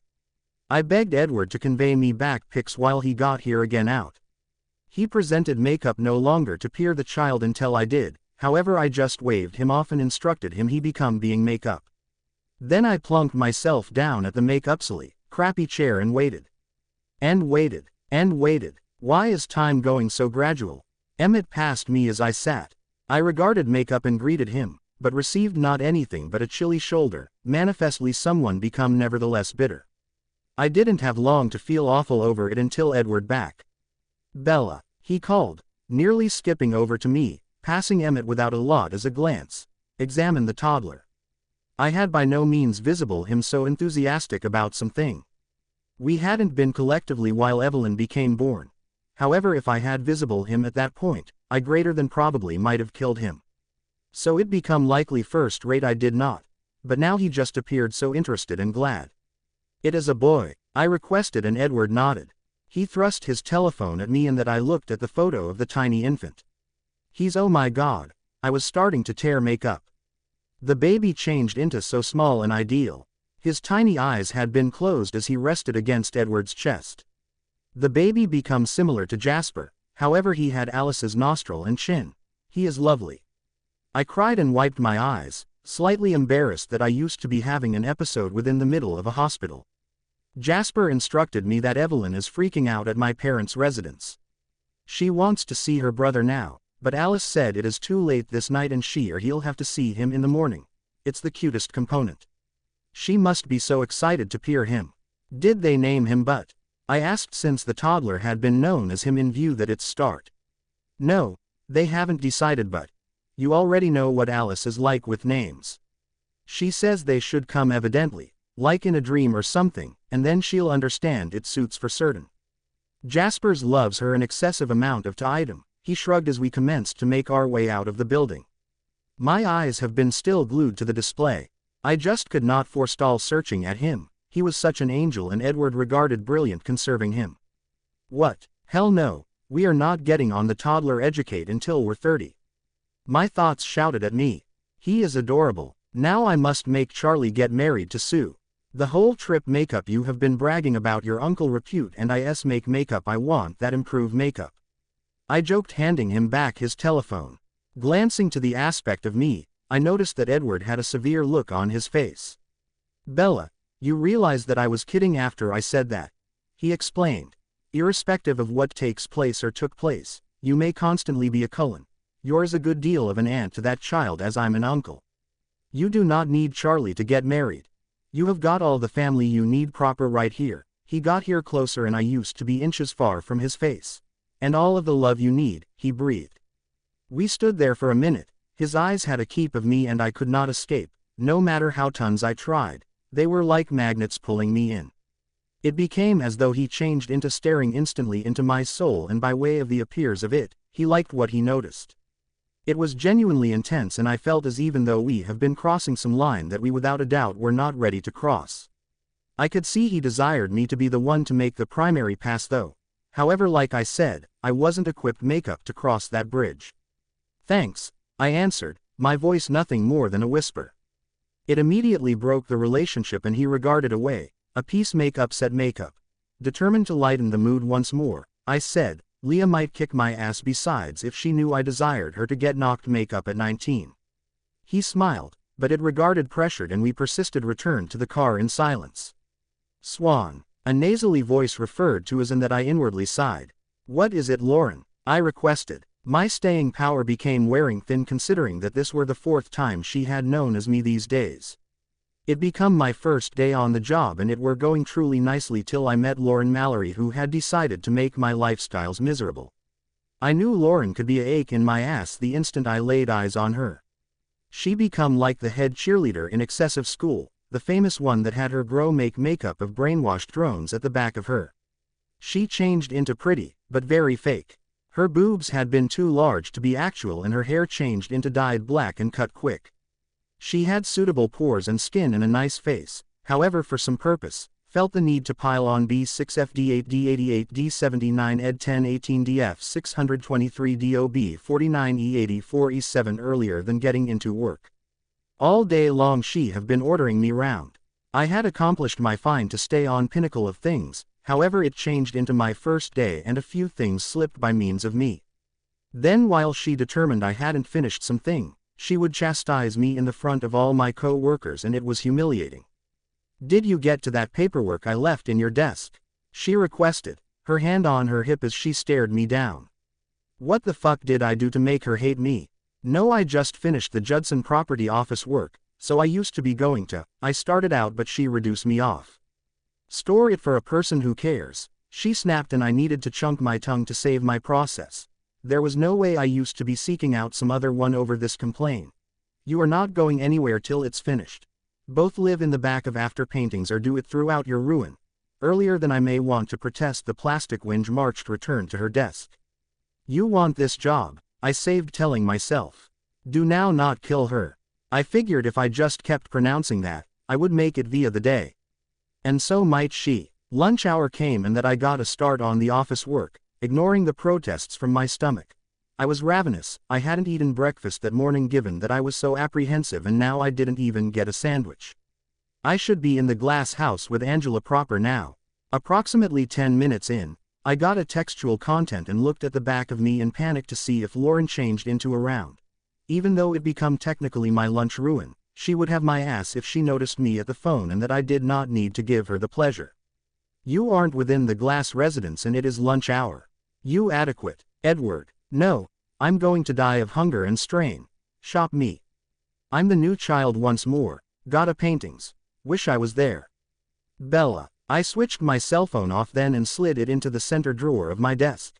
There was no manner I was handing my ass on a silver platter to Lauren over texting. So, I returned to paintings. Boring, mindless paintings. This turned into the part of the task I hated. It turned into going out and in reality promoting homes, or attempting to find a place that desirable a person or circle of relatives that I cherished. Submitting stuff no longer a lot. I have a transport for a Ms. Isabella Swan. A voice referred to as. I ended and go searching in confusion. Edward, I asked as he stood there. Then I saw what he was sporting and nearly jumped him. You introduced me food from the glass residence. My savior. Edward was smiling proudly as he glided over to my table. He plopped the bag of food he had in his palms down in front of me. In case you can't come to eating place, the restaurant should come to you. Plus I concept if you're doing slave labor you want fuel to maintain you going. I couldn't stand it anymore. I hugged him, and it felt outstanding. But it changed into a pleasant hug, because I suggest, the guy added me food from my favorite eating place. Thank you, Edward, I sighed and released him. I best noticed then how impeccably dressed he changed into in a gray fit with a blue unbuttoned blouse. His hair become tamer than it typically changed into, but still a loopy mess of bronze spikes. Why are you all dressed makeup? I questioned as I rooted through the bag to peer what he had added me. Ooh, veggie burger, this guy knows me. I had an appointment. Oh, with a medical doctor. Are you ill? No, I am. He had a therapy session. He rushed out and that I raised an eyebrow. Come once more. He took a breath earlier than he squared his shoulders and quietly answered, I had a remedy consultation. That is why I am carrying a suit. It became my first time and I did not realize what to put on, so I went with sharp. What do you think? Due to the fact I think I overdid it. Now Dr. Garandy probable thinks I'm into fashion when I do not truly care about it. But he's a reduce, so he'll discern it out about me soon that I do not genuinely care, he rambled aimlessly. Sharp continually works, I am positive you failed to overdo it. I voiced and laughed at his ramblings. However, I did not know you had been going to therapy.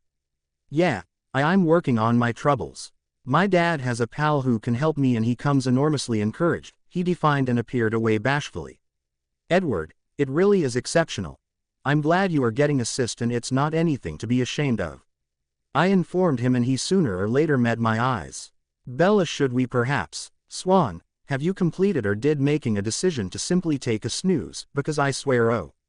Lauren gasped as she noticed Edward perched at the aspect of my table.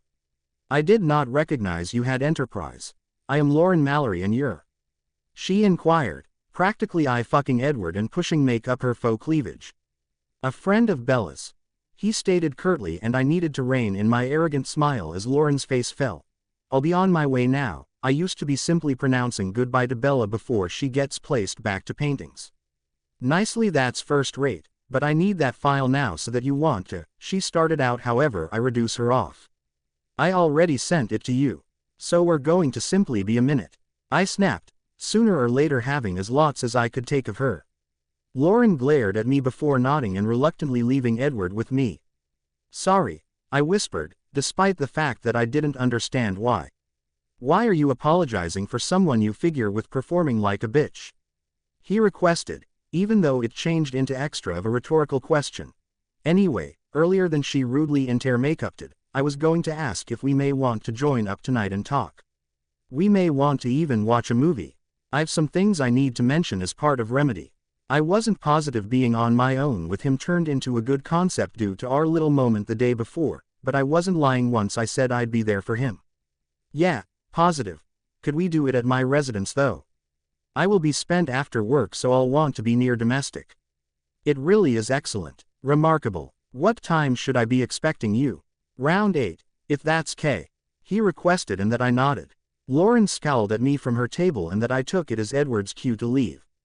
Okay, I said, standing makeup. I will goodbye and we'll talk then. He seemed to get the factor and Speedy made his way out. Break ended 5 minutes in the past. I do not recognize you speaking on the business enterprises time. Lauren spat at me, sighing. I apologized. Sorry, it won't take place once more. See to it that it does not. She stormed off and I used to be satisfied to be rid of her. You want this activity. Do not kill her. I repeated again and again. Seems like I have a new mantra. The first factor I did once I got here domestic turned into sink right into a hot bathtub. My first day had been hell, so I kept telling myself that it became best my first day and that matters could get better once they noticed what capability I had. I sat in the tub until I was a shriveled prune and then, in no mood to get returned into denims, I modified into my PJs. I was sure Edward would not care what I gave the impression of, and he had visible me at my worst already. I was watching a rerun of Buddies while he got here over. What are we watching? He asked, but earlier than I ought to solution he cut in. Please do not say Sharktopus, I cannot undergo that movie again. Nope. Friends this time. And Sharktopus become remarkable, I argued, and he smirked, satisfied to be getting a makeup out of me. Besides, you said you wanted to speak. I puzzled, turning off the TV and noticing that he seemed nervous all of the unexpected. Yeah, he whispered, however didn't appear to have the voice to continue. I positioned my hand on top of his to reassure him that he ought to talk to me. Edward, it's all right. Inform me. It took him some time to get the braveness, but eventually he spoke. I have something I need to tell you. It occurred a while ago and I am trying, however I cannot even admit it to myself in the meantime. Dr. Garandy stated that if I informed you I had something I needed to say, that it'd be a sort of incentive for me to inform you the whole thing while I'm ready. So that you're no longer going to tell me. No longer yet, Bella. I swear I'm able to, even though, as soon as I am in a position. Greater secrets. I was irritated, but I didn't need to expose it. I knew that this changed into something he was having a hard time with, however the anger was due to the fact I had notion we had gotten all of the secrets out of the manor.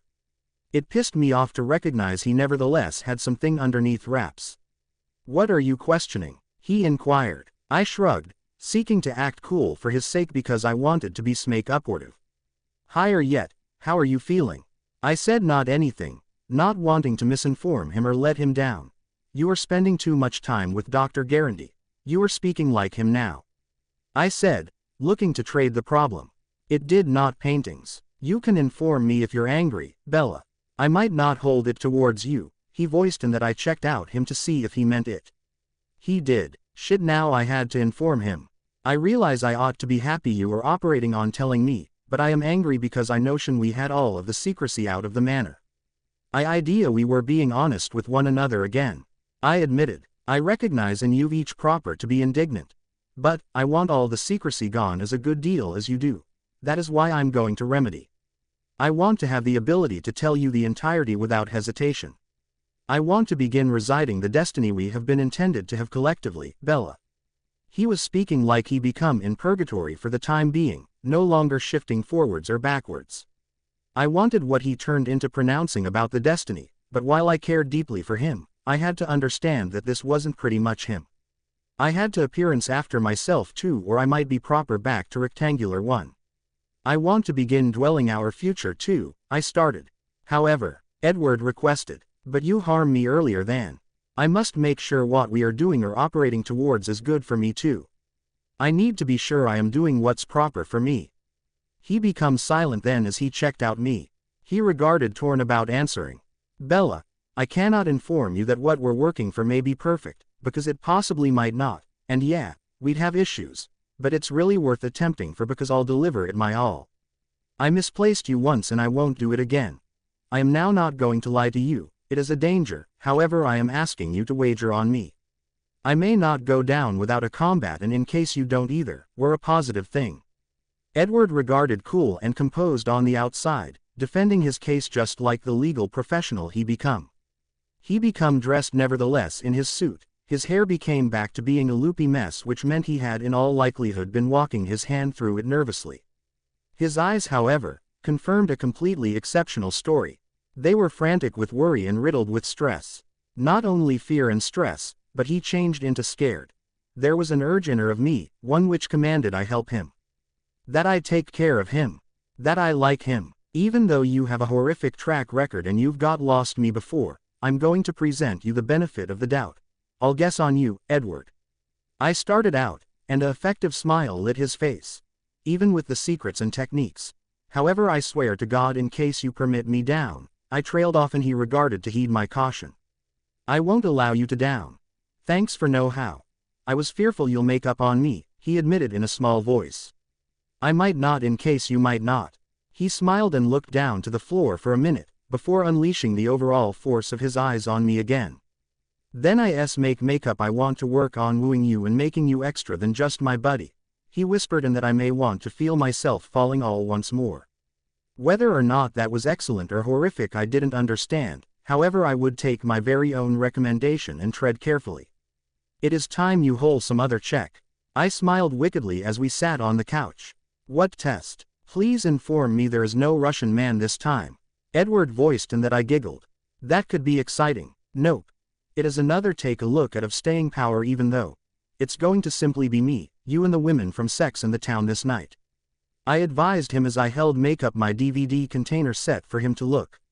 He groaned. No, please no, Bella, I will watch Sharktopus again with you or Seashores, you love that movie. Hell, we'll watch each of them one after any other, whatever but Sex in the Metropolis. I shook my head with a smug grin on my face. Who stated wooing a female turned into smooth? Oh come on Edward, you will adore it. It's season and Carrie simply broke makeup with large. He sighed and took off his fit jacket, plunking back off onto the educate and getting at ease. Fine, if it is Sex in the Metropolis you want, it is Sex in the City you shall get. I will watch as many as you want, he said cockily. Authentic to his word, Edward watched a whole season with me till I fell asleep on the sofa, and he needed to convey me to mattress. If I remembered effectively, he kissed my forehead goodnight before he left. But it is able to had been a dream. It would not be the primary time I dreamt approximately Edward, but it would be the primary one that turned into PG. I woke makeup the following morning, stumbling over to the espresso maker to get my 2C makeups in. I knew I might need it if I needed to address Lauren once more. It is when I found something that hadn't been there earlier than, in the center of my kitchen table. Daffodils. I stated to nobody mainly. There was a card by means of the aspect and that I knew right away who it was from. I could inform Edward's handwriting from everywhere, however what I questioned was how he were given them here earlier than 6:30 within the morning. The cardboard itself had handiest 5 words at the white piece of card. It examine. The daffodil. A new beginning. Unnecessary to say, I smiled all of the manner to work. Perhaps I had guess on the right character in the end. Swan. I gritted my teeth together as I heard her shout my name again. I swore to God that if she didn't stop, I was going to jump over my fucking desk and kill her with my bare hands. What, Lauren? I practically spat at her, not turning around to meet her gaze. Mrs. Griffith is upstairs and she's asking for you. I could hear the envy in Lauren's voice as she spoke about Kate wanting to talk to me, and I wondered why she wasn't calling Kate by her first name. Maybe I wasn't the only one who didn't like Lauren. Running a hand through my hair and taking a breath, I walked past Lauren, giving her a smug smile for good measure, and went upstairs to see why Kate wanted me. The last time I'd seen Kate was the day of my interview, and that had been a week ago. Apparently Kate sold homes to the high and mighty of Washington, so she wasn't really in the office much. What I would give to be out there instead of listening to Lauren. Kate, I asked, knocking on her office door and glancing in to see her sitting at her desk. Bella, she smiled and waved a hand at me to come in. I just called you up here to see how you were getting along. How are you doing back in the working world? How was I doing? I mean, I didn't hate it, but then again, I didn't particularly like it. The work was a lot harder and I wasn't selling any houses yet, just doing all of the paperwork. But I supposed that it could have been worse. It was a job and I would eventually work my way up. I'm getting on all right. It's harder than I expected, but I'm not a quitter. Good, good. Everyone is treating you well, I assume. I debated telling her about Lauren. If I told on her, it could just backfire dramatically and she could hate me more. Also, if I really had that much of a problem, I wouldn't let someone else fight my battles for me. Yes, everyone's very welcoming. I lied and forced a smile. Glad to hear it. She was cut off by a knock on her door. Excuse me a moment, Kate said. Come in. Mrs. Griffith, a Mr. Spillane is here to see you.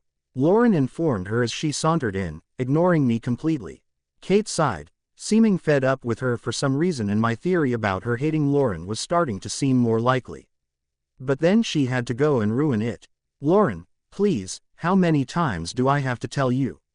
If you won't call me Mom in the office, call me Kate, she ordered, and I choked on my own saliva. Mom, I blurted out. You're her mother, I asked and tried to sound upbeat about it even though I was totally freaked out. There was no way in hell that someone as nice as Kate could have spawned Satan. Yes, Lauren here is my little princess. Kate beamed as Lauren groaned. Little princess. Mom, please be professional and hurry up with Bella. She's behind on paperwork already. Lauren glared, and in that moment as Kate and Lauren stood side by side, I could see the resemblance. Lauren's hair had probably been the light blonde color Kate's was, but they still had the same gray-colored eyes that always bore into me and the same supermodel height. But still, that left one thing unexplained. Isn't your name Lauren Mallory? Oh, she uses her father's name in the office. Although I don't see why, because I brag about my daughter working with me to everyone. Kate laughed and Lauren threw her a dirty look. I smiled back and managed to squeak out, "That's great.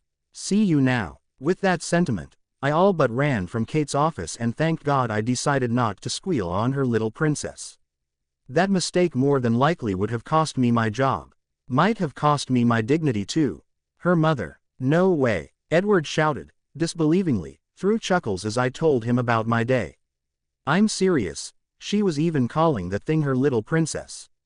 I stated and made Edward choke on the mouthful of beer he had just tried to swallow. Could you imagine if you had started complaining about her? It would be the ultimate embarrassment, and I would be forced to keep bringing it up for the rest of your life like you do with my mom finding my porn. I do not, I defended, although I totally did always bring it up just to embarrass him. Fine, he said, holding his hands up, sinking back down into the couch and drinking the end of his beer. Hey Edward, I asked, and he looked at me. What, remember when your mom found your porn collection? I teased. He glared at me and stalked into the kitchen. It still felt so weird to be in his parents' house with him after all this time. Oh come on, you were asking for it. I laughed and followed him. His back was turned to me, but I could see his shoulders rising up and down as he laughed. All right, I'll let you get away with that one because it was sort of funny. But next time you say it, you're going down, he warned, and I smirked at him. Oh yeah, I asked. You're bluffing. Try me, he challenged. Game on, Cullen, I thought to myself. Remember, when Esme found your porn hole? That was all I got out before I was on the ground and he was tickling me to the point where I couldn't even breathe. No, please, I hate being tickled. I screamed as I tried to catch my breath, but he wasn't caving. I know. Say you're sorry and I'll stop, he shouted, and his fingers went double time at my sides.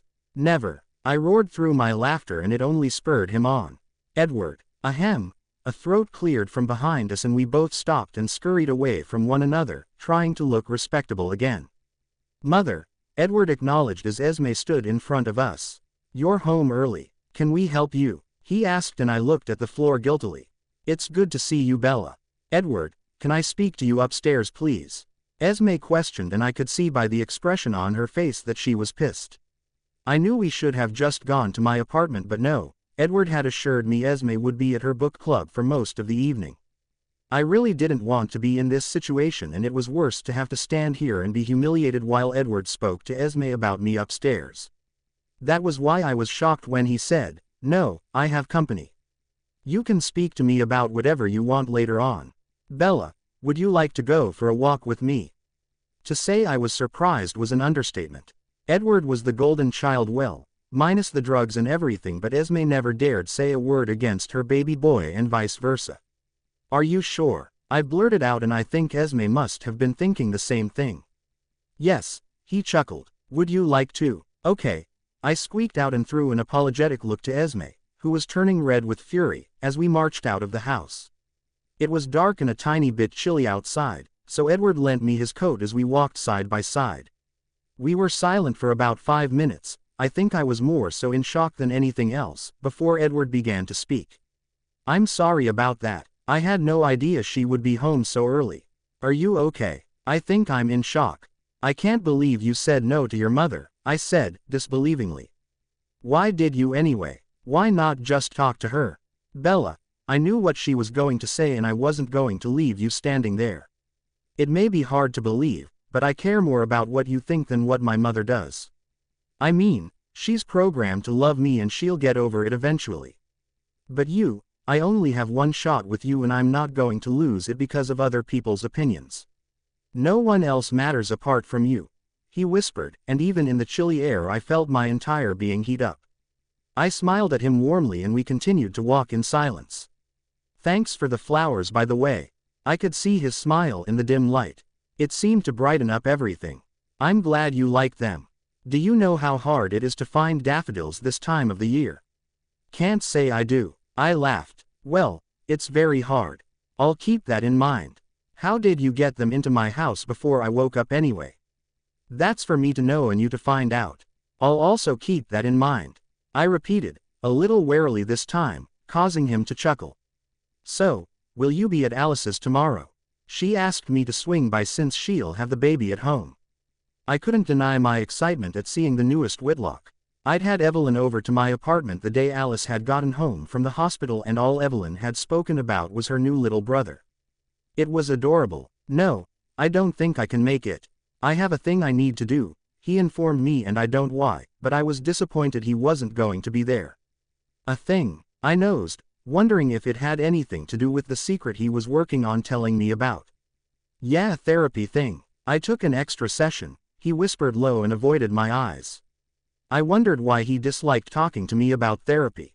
I wasn't angry about it. Hell, I was glad he was going. Was he afraid to talk to me about it because he felt I was pushing him to be better? Edward, are you going to therapy because you want to be better for me? I asked and stopped walking so I could look into his brilliant eyes as we spoke. Yes, he answered without hesitation, and guilt surged through me. Then you should quit. What? Why would I quit? He asked, clearly confused at my response. Because Edward, unless you're going for you, it's not going to help. It's the same with drugs. You can't help someone who doesn't want to be helped. My words only seemed to anger him. You think I don't want to be helped? I do want to be helped. He snapped at me, fury seeping into his words. I really don't know what you want me to say, Bella. You want to know the truth. He ranted, his words coming out in a rush. I'm not doing this for you or me, I'm doing this for us. I'm also doing it so I can sleep at night, so I can live again and forget about what He stopped abruptly and his breathing became ragged. He just started shutting himself off. His eyes closed and he willed himself to calm down. He looked very distressed and it worried me immensely. I grabbed his hand and rubbed it in mine to try and soothe him.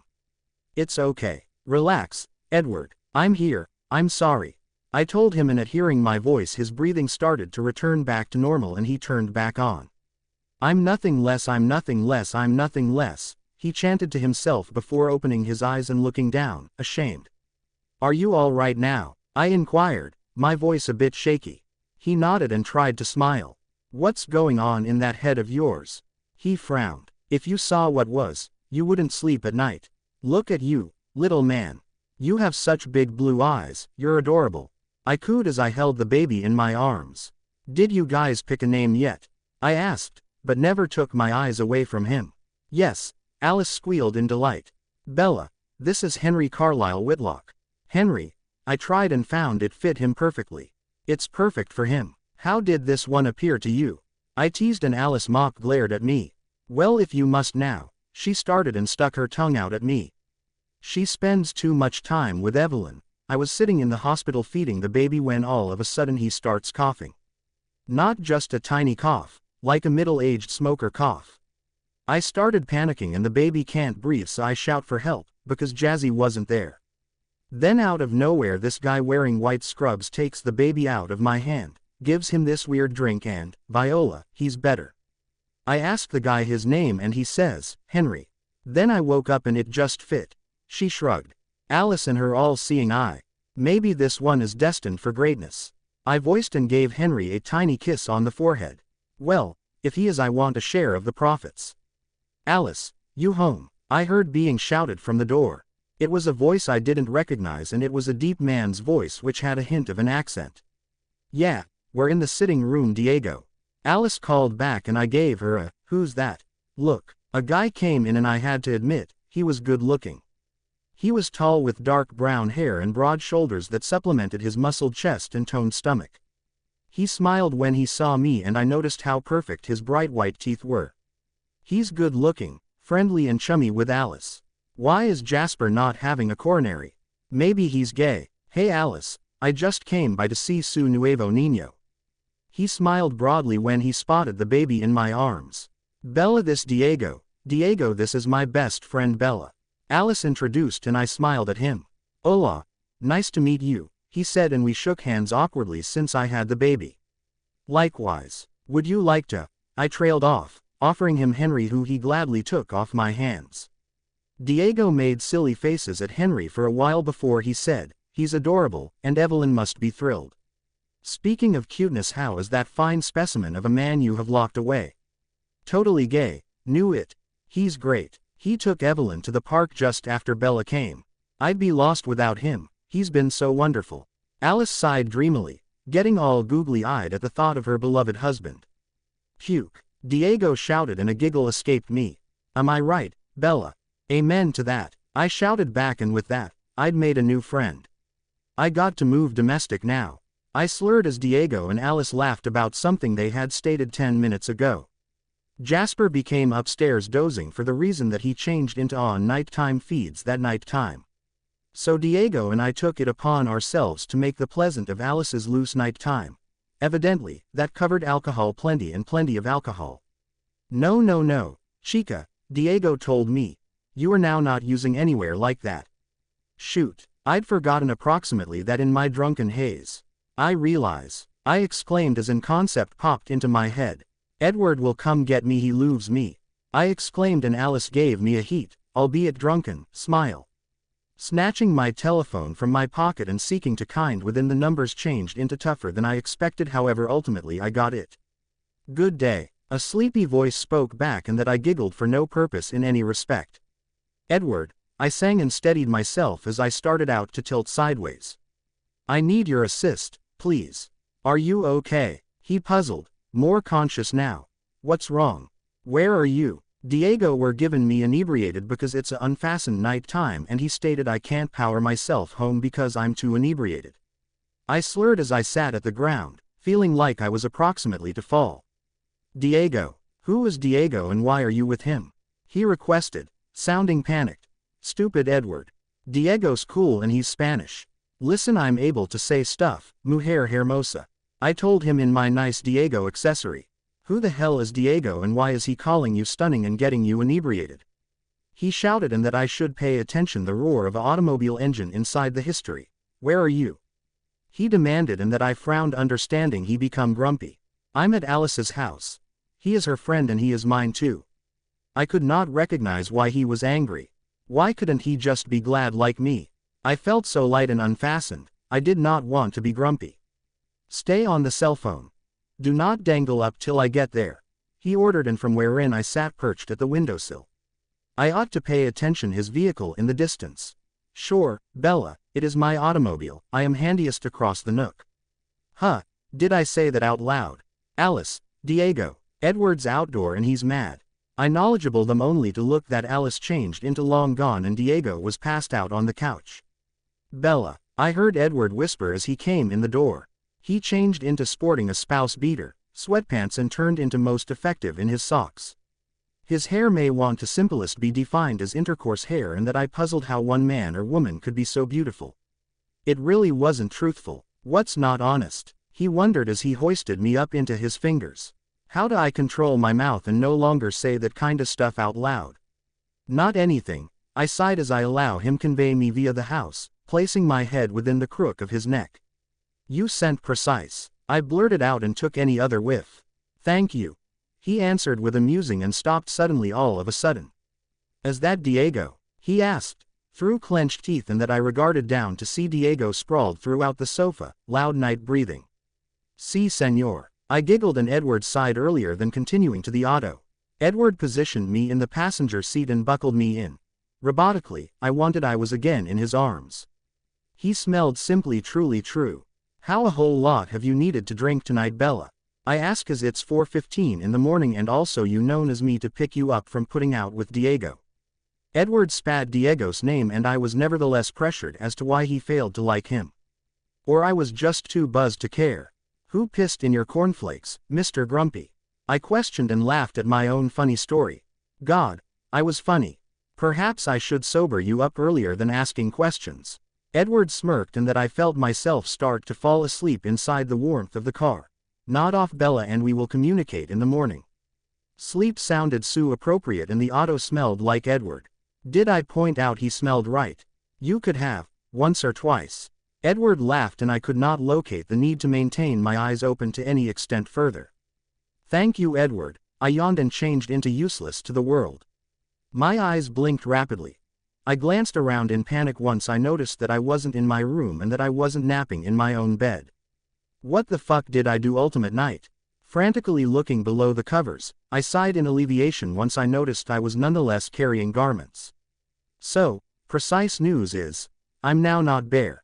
Bad information is, my head fucking hurts and I might hurl. True morning sunshine, a cheery voice referred to as loudly, inflicting me to groan and hold my head. What? No longer feeling too desirable. I regarded up and noticed Edward standing throughout the room carrying sweats and a vest, just smirking at me as he sipped a cup of espresso. Why have to you torture me? Additionally, why am I in your house? Please tell me we didn't have sex again. I moaned and pushed my head returned into the pillow, looking to close away the sector and die in peace. The solutions in your questions are, because it's fun, you got under the influence of alcohol and referred to as me at 4 in the morning closing night and nope, there was no sex concerned. Sorry, I sighed, I should were pretty wasted to have referred to as him and no longer remembered it. About what? Not putting out or getting me to select you up. I grew to become and glared in response. Too quickly. He asked and that I nodded, mendacity backpedal on the mattress. I meant thank you for selecting me up, smart ass. Do not worry about it, it changed into exciting. He said and that I flew up. What did I do? I requested immediately and he smirked. Bella, through any risk, do you suspect I smell quality? He began and laughed after I blushed scarlet, burying my face in my arms, completely mortified. Or what do you think about my sex hair this morning? Fuck my existence. Edward, please do not try this. I begged, however he just not noted me. I think that is what I'll use to get you again for the years of embarrassment I've suffered through due to the fact you maintain citing the porn incident. What will it take to buy your silence? I puzzled, simply trying to bury this and in no way move lower back to it. However, that wasn't how matters labored with us. It had been 11 years and that I still brought up the porn charade to embarrass Edward. I already have something in thoughts. Diego, who is he? He asked, and I saw something acquainted spark in his eyes. Jealousy. Do you suggest the new Spaniard, Diego? Alice's buddy. I requested innocently, simply to tease him because properly, it changed into funny to watch him get riled up. Edward's eyes darkened extensively and his eyebrows started to come back collectively in anger. Who's he? He repeated, and I smirked due to the fact he was manner too clean to taunt these days. He's my new buddy, and do not worry, he is we're given not anything on you. I confident him and he cheered up a piece. I wasn't going to inform him Diego become homosexual just but. It would assist me see how an awful lot he relied on me around other men. Plus, I appreciated to debris with him.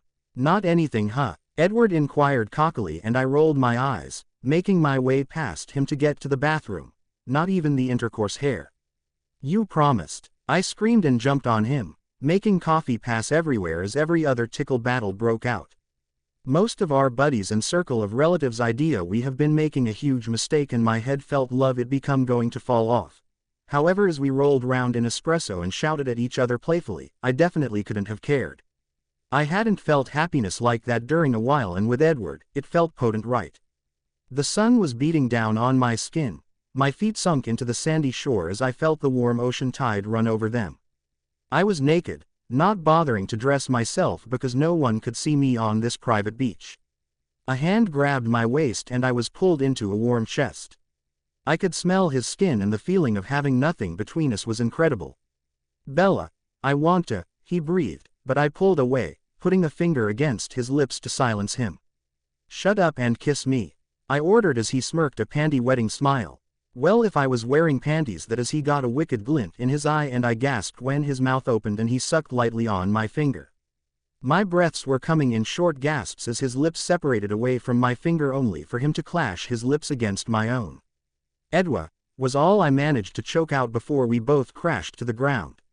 Skin against skin, sweaty and sliding together in a desperate attempt for release. His fingers began sliding down my stomach and I whimpered as they skimmed over where I needed them the most, to trace lazy circles on the inside of my thigh. I'm going to make you feel so good, he promised, and I nodded dumbly, too worked up to be coherent. Have me then, I managed to say, and he smiled cockily. He dipped his head, trailing kisses down my stomach instead. Hell yes, he was so close, his nose skimming my lips, his tongue an inch away from darting out to my entrance. I was going to. Come on Barbie, let's go party. What the fuck? I jumped out of bed, beyond horny and furious as hell when I heard that annoying ringtone Alice had programmed into my phone for herself. I'm a Barbie girl, in the Barbie world. Life in plastic, it's fantastic. I fucking hated Aqua now. Hello, I snapped, still pissed she interrupted my sex dream when it was getting good. Well, don't you so sound happy at 8 in the morning. Shit Bella. I'm so sorry. I was up early with the baby and I forgot normal people can sleep in on Sunday mornings. All anger I had at her disappeared. I found myself laughing and telling her it was fine, then lying and saying that I'd already been awake and wasn't having sex dreams about her brother. Well, now you're up. I wanted to know if you're doing anything today. We haven't had girl time in a while and I miss you, she stated in a sad voice. Alice, I saw you 2 days ago. We hung out the entire day and half the night. I reminded her and she huffed. That doesn't count as girl time. Diego was there. I wasn't even going to get into it with her. There was no way I was going to win this fight. Where are we meeting? I asked, giving in. I wasn't that bothered because I would have ended up doing something with her anyway. I was thinking of going to the mall for some retail therapy and then to Starbucks. I laughed at the way she asked as if it was a question. It was like I had a say in it. But my laughter halted when I heard Starbucks. We only went there when something was happening, like when Rose told me she was getting married. At the mention of my ex-friend, I was filled with guilt. It was still too soon though for apologies. She wouldn't even hear it if I tried. What's going on? Why are we going to Starbucks? What? Alice asked defensively. I can't go for a coffee with my friend without having some ulterior motive. Okay. Someone was going crazy from lack of sleep, or maybe it was me. After all, it was 8 on a Sunday morning and I wasn't drooling on my pillow. You're right. I'm sorry. I thought that there was something because usually when we go to Starbucks there's big news. Huh, she said, and something was off in her voice. I never realized. I'll see you in the mall in an hour, ciao. She hung up and I knew immediately something was up with her. I had no idea what though. How have we not been to every store in the mall by now, Alice? I'm going to die. My legs are going to fall off and then I'm going to die. I whined as we went into what seemed to be the billionth store we'd visited today. Oh come on, it's not that bad. Plus, I think Henry needs a new wardrobe, she voiced, and I looked at her in disbelief. Alice, he's a week old.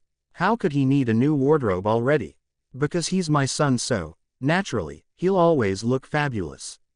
Also, I bought Evelyn a new wardrobe and I don't want him to get jealous, she said, and I couldn't stop the laugh that escaped me.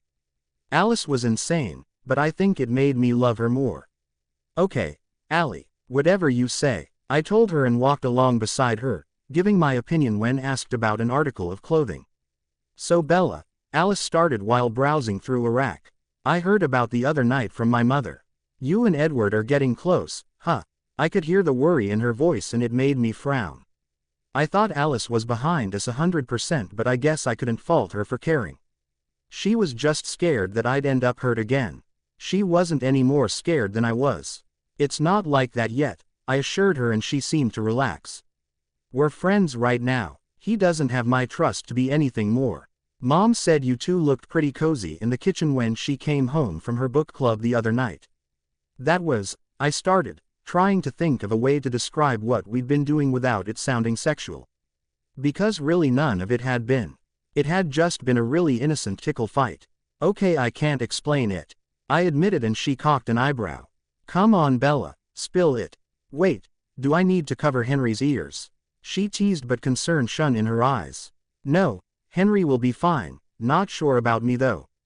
We were kidding around and I was telling him about Kate being Lauren's mom, she cut me off. No freaking way. Yeah way, I'll tell you more later. Back to the explaining then. I started teasing him about the whole PORN incident. I spelled it out since we were in the kids department. God only knows what they could pick up and blame on me. So, he started tickling me and we ended up on the floor in the midst of a tickle battle. Before we realized it, Esme was standing at the door looking all kinds of pissed and asked Edward to come speak to her in the other room. But he said no. He said no to my mother. Alice questioned, looking about as shocked as I had been. I know. He said he didn't want to lose me just because of what everyone else thought. I bit my lip to stop the goofy smile from spreading across my face, trying to hide the fact that I was falling for him from Alice. I should have known better though, because by the way she looked at me, it was clear she knew.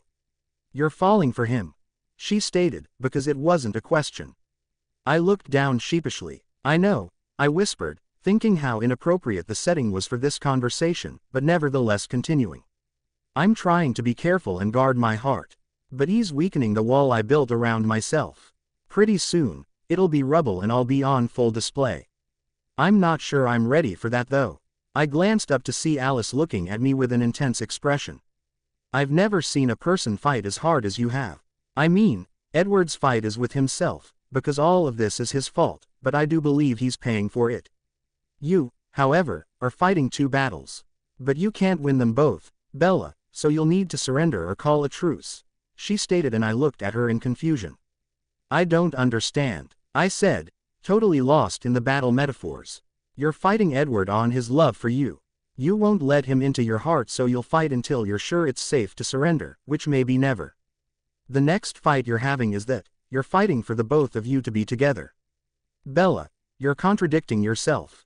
You have to either surrender and forget about Edward or call a truce and let him in. I didn't say anything back, knowing she was right. Alice knew me better than I knew myself. Sensing the mood had turned heavy, she felt the need to lighten it. At least if you let him in he can storm the castle. She winked suggestively and I giggled, hitting her arm as we made our way out of the store. That's your brother, you pervert. I know, it was just a joke and I paid for it with mental images I did not want to see. She frowned. But Alice, I can't just give in to him. If he wants me, he'll need to work for it. I stated, turning the conversation serious again. Of course he'll work for it. Even if you didn't make him, he'd still work for it. I know. Bella, you're my best friend and I love you. You know that, right? I only want what's best for you. Sure, I love you too, Allie. I replied and she sighed in relief. Good, now remember you said that. Why? I asked. You'll see. We walked into Starbucks and Alice seemed a bit nervous. I knew there had to be something going on. I was pushing Henry's stroller and Alice was on coffee buying duty since she demanded she foot the bill this time. There was no point trying to reason with the pixie. Oh my God, I gasped and ducked behind the stroller as soon as I saw her. Alice, I hissed and she looked at me innocently. You fucking set me up. Alice glanced to the right and donned a fake surprised face. Rosalie's here, she exclaimed. Well duh, that's why I'm crouched behind a fucking stroller. I had a feeling that you two would reconcile today. What a coincidence. I was going to kill her. Why would she do this to me when all Rose and I would do was make our problem worse? Rose was as stubborn as I was, so I knew there was no bringing her around. I'm going home, I said resolutely, trying to think of a way I could escape undetected. Shut the fuck up. You're not going home. Get up from behind the stroller and stop being such a coward. Fight your battles, Bella, don't run away from them. She was right and I hated it. Since when had Alice become so knowledgeable? Fine, but you broke girl code and for that, I'm telling Jasper it was you who spilled water over his Xbox 360 2 years ago, not Evelyn. Girl code. What was I in high school now? You wouldn't. She dared and I gave her a try me look. I would totally never do that to her. I lacked the evil trait unless it came to torturing Edward. Sucking it up, I stood up and began to make my way over to the blonde sitting by herself in the center of the coffee shop. The good news was she hadn't seen me yet, she was too busy looking at her cell phone. Do you mind if I sit? I asked as I stood across from her. Her head snapped up and her eyes narrowed. Yes, leave, she asserted and I was about to comply when Alice glided over. Shut up, Rose. Bella, sit down, we have some stuff we need to discuss. Understanding flickered in Rosalie's eyes as she put the pieces together and looked at me with an air you behind this glare, to which I shook my head and her eyes went back to Alice. This has got nothing to do with you and I'd appreciate it if you butted out. Rose spat. Alice just rolled her eyes in return. It's my brother and my two best friends. It has everything to do with me and I want this fighting to stop. Alice replied in an authoritative voice like a parent scolding her child. Friends again then, Bella? Rose asked in a sweet voice, while fluttering her eyelashes at me. Oh joy, I replied, my voice heavy with sarcasm. See Alice, good has been restored. You can back the fuck off now. Rose was out of line. I was mad at Alice for doing this too, but I knew her heart had been in the right place when she tried to get Rose and I to reconcile. Don't speak to her like that, I warned and Rose laughed humorlessly.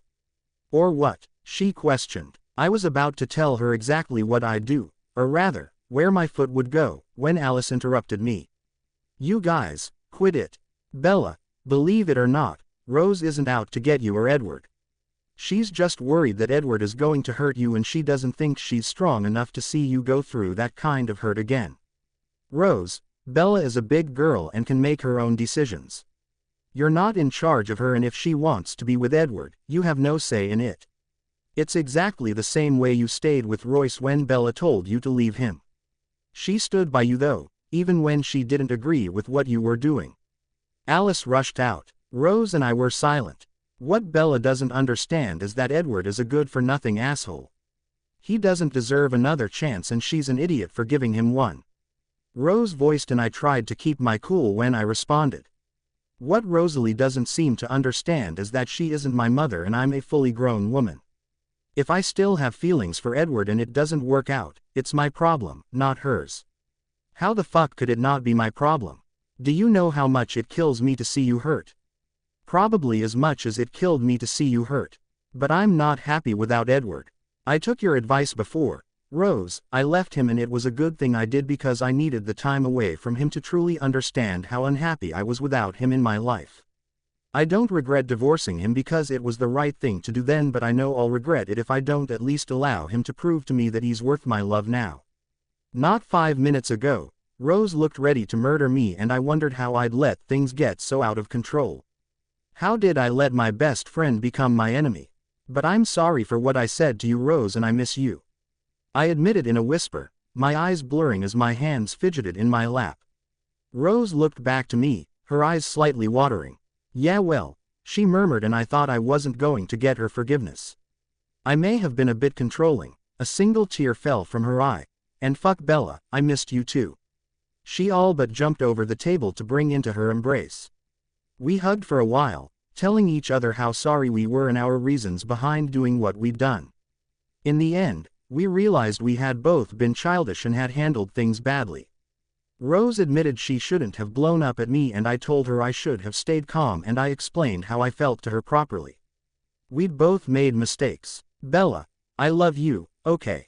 You're my friend and I will support you because of that. But I hate Edward Cullen. I won't ever like him, so don't expect me to. She warned, and although it sucked, I understood. I don't expect or want anything but your friendship and support. I love you too, Rose.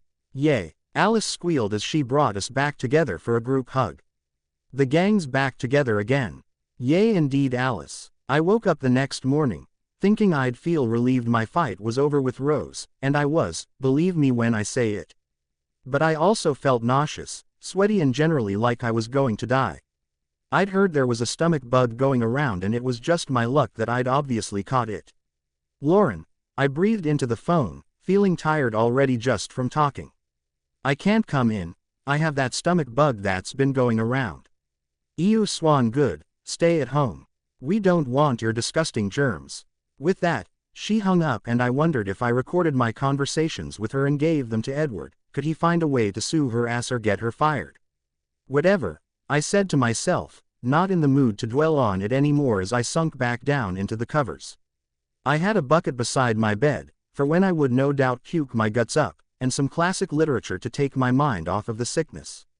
I only realized I'd fallen asleep when my phone rang hours later and my copy of Jane Eyre was lying across my face.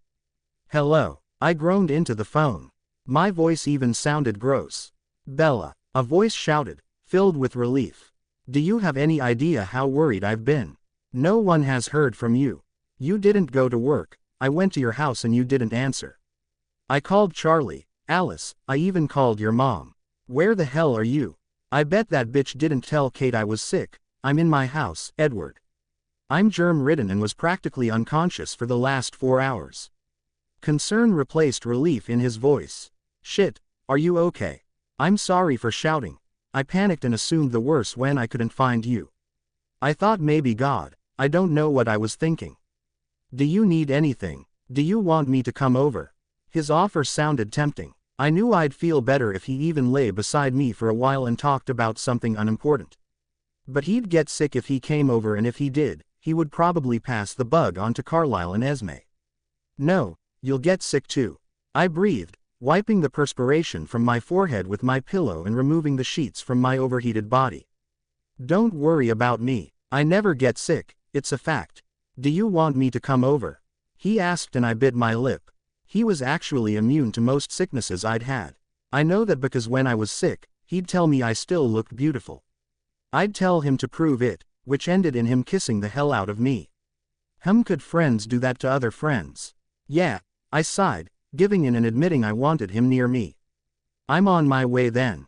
He hung up and that was it. Edward had scoured Forks and Seattle looking for me. He had been relieved to find me safe and then concerned to find me sick. Now he was coming over just because I'd asked him to. He had dropped everything for me and I felt myself fall a tad more for him. He'd done everything for me. I closed my eyes and it felt like only a minute later when something cool touched my forehead. How are you feeling, beautiful? You have a temperature, so I'm not sure if it's just a stomach bug. A velvety voice said as a hand began to move my hair out of my face. How did you get inside?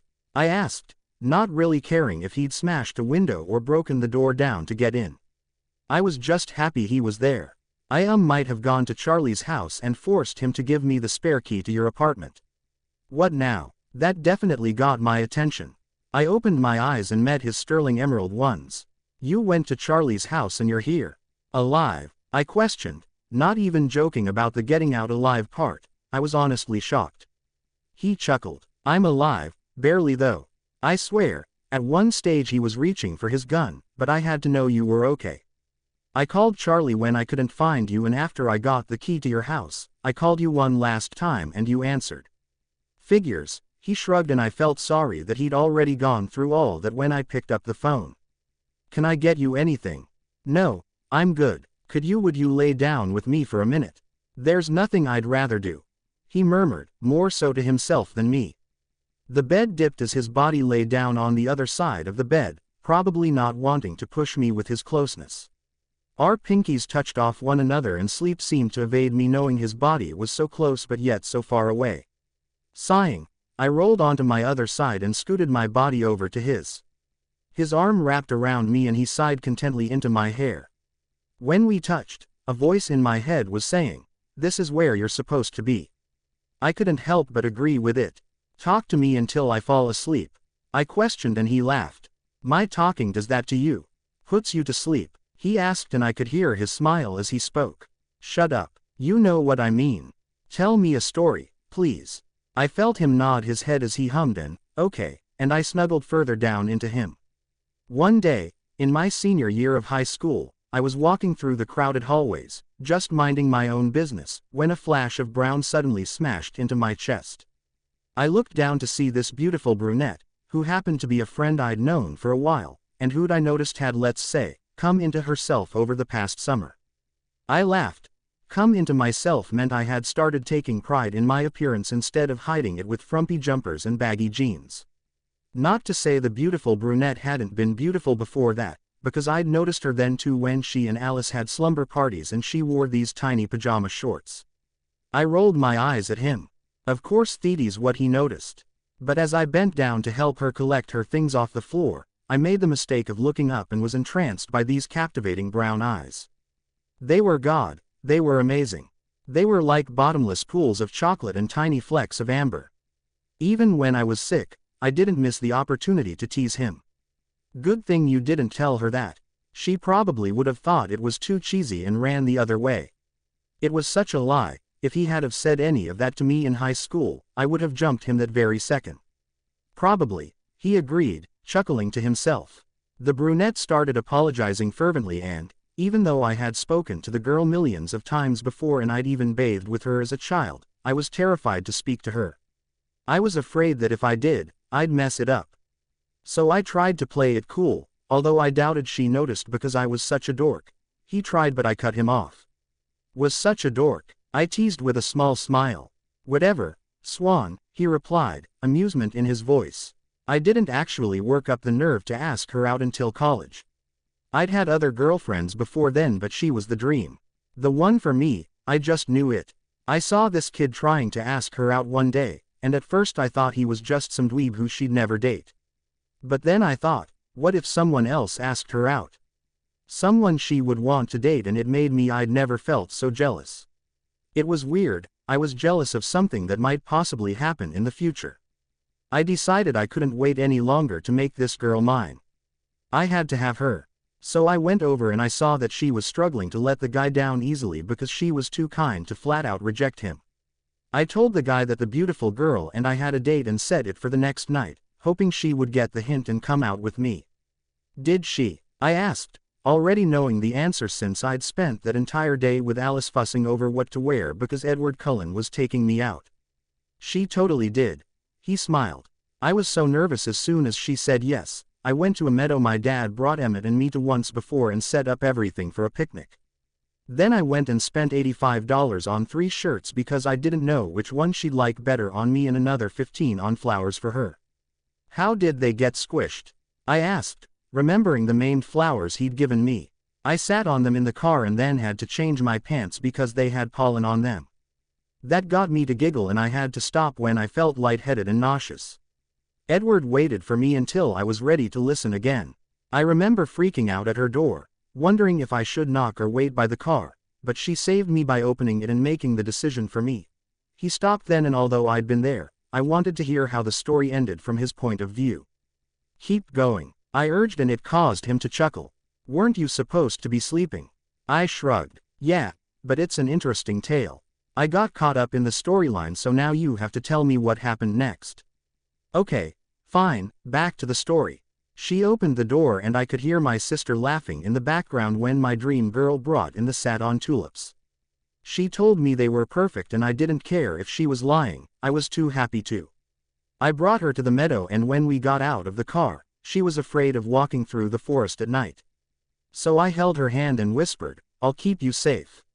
She stopped and I was afraid I'd done something wrong, but apparently I didn't because, very quietly, she said, "I believe you." In that moment, her eyes shone brighter than I'd ever seen before, and her hand in mine made my heart beat 1,000,000 miles an hour. He sighed at the memory. Why did you choose that story, Edward? I chose it because it was the most important moment of my life. What was it? I asked, thinking the day we got married or had sex for the first time would be the top moment of his life. It was the moment I fell in love with you, Isabella Swan, he stated proudly. I jumped up to look at him. You knew then, just because I held your hand and trusted you? I questioned, disbelievingly. We didn't even have sex with each other before that. Didn't guys need sex before they realized they loved you? Yeah, I knew then, and it wasn't just because of that. You trusted me, you were sweet, incredibly gorgeous, you always surprised me, and you made my heart pump in my chest like I'd ran a marathon just by holding my hand. You still do, he trailed off, looking down at our pinkies that were still intertwined. His other hand slowly reached for mine and gently he captured it and placed it over his chest. Dum-dum, dum-dum, dum-dum, there it was, his heartbeat pounding furiously in his chest. Smiling, I did the same with his hand and placed it over my heart, showing that he did exactly the same thing to me. I knew I loved you that day too. The second you danced with me and told me I was something special, you owned me. I whispered low and his eyes burned with emotion. I think you still do. Bella, he breathed heavily, trying to put down the tears threatening to spill over. Tell me what to do. I knew what he meant, but I didn't have a proper answer for him. I can't tell you that. No one can, Edward. You just have to be patient with me because I'm not ready to take you back yet. I'm only adjusting to being your friend. He shut his eyes and nodded his head, taking a breath as he pulled me back down to lay with him. The next morning I woke up to hear movement in the kitchen. My first instinct was to run in before Edward burned my apartment down, but then I remembered him telling me he'd learned to cook when he lived by himself. Edward, I asked, glancing into the kitchen to see he'd made me toast and was putting soup, for later, in my fridge. You didn't have to do that. I smiled. I wanted to. He replied and motioned for me to sit down. When I did and started nibbling on my toast, he sat down the other side of me. I have to tell you something. What? Everything okay? I asked, noticing he was as white as a ghost. No, Emmett called me this morning when you were asleep. When he didn't go on, I asked, and Tyler was found dead in Atlanta this morning. We will continue in next part.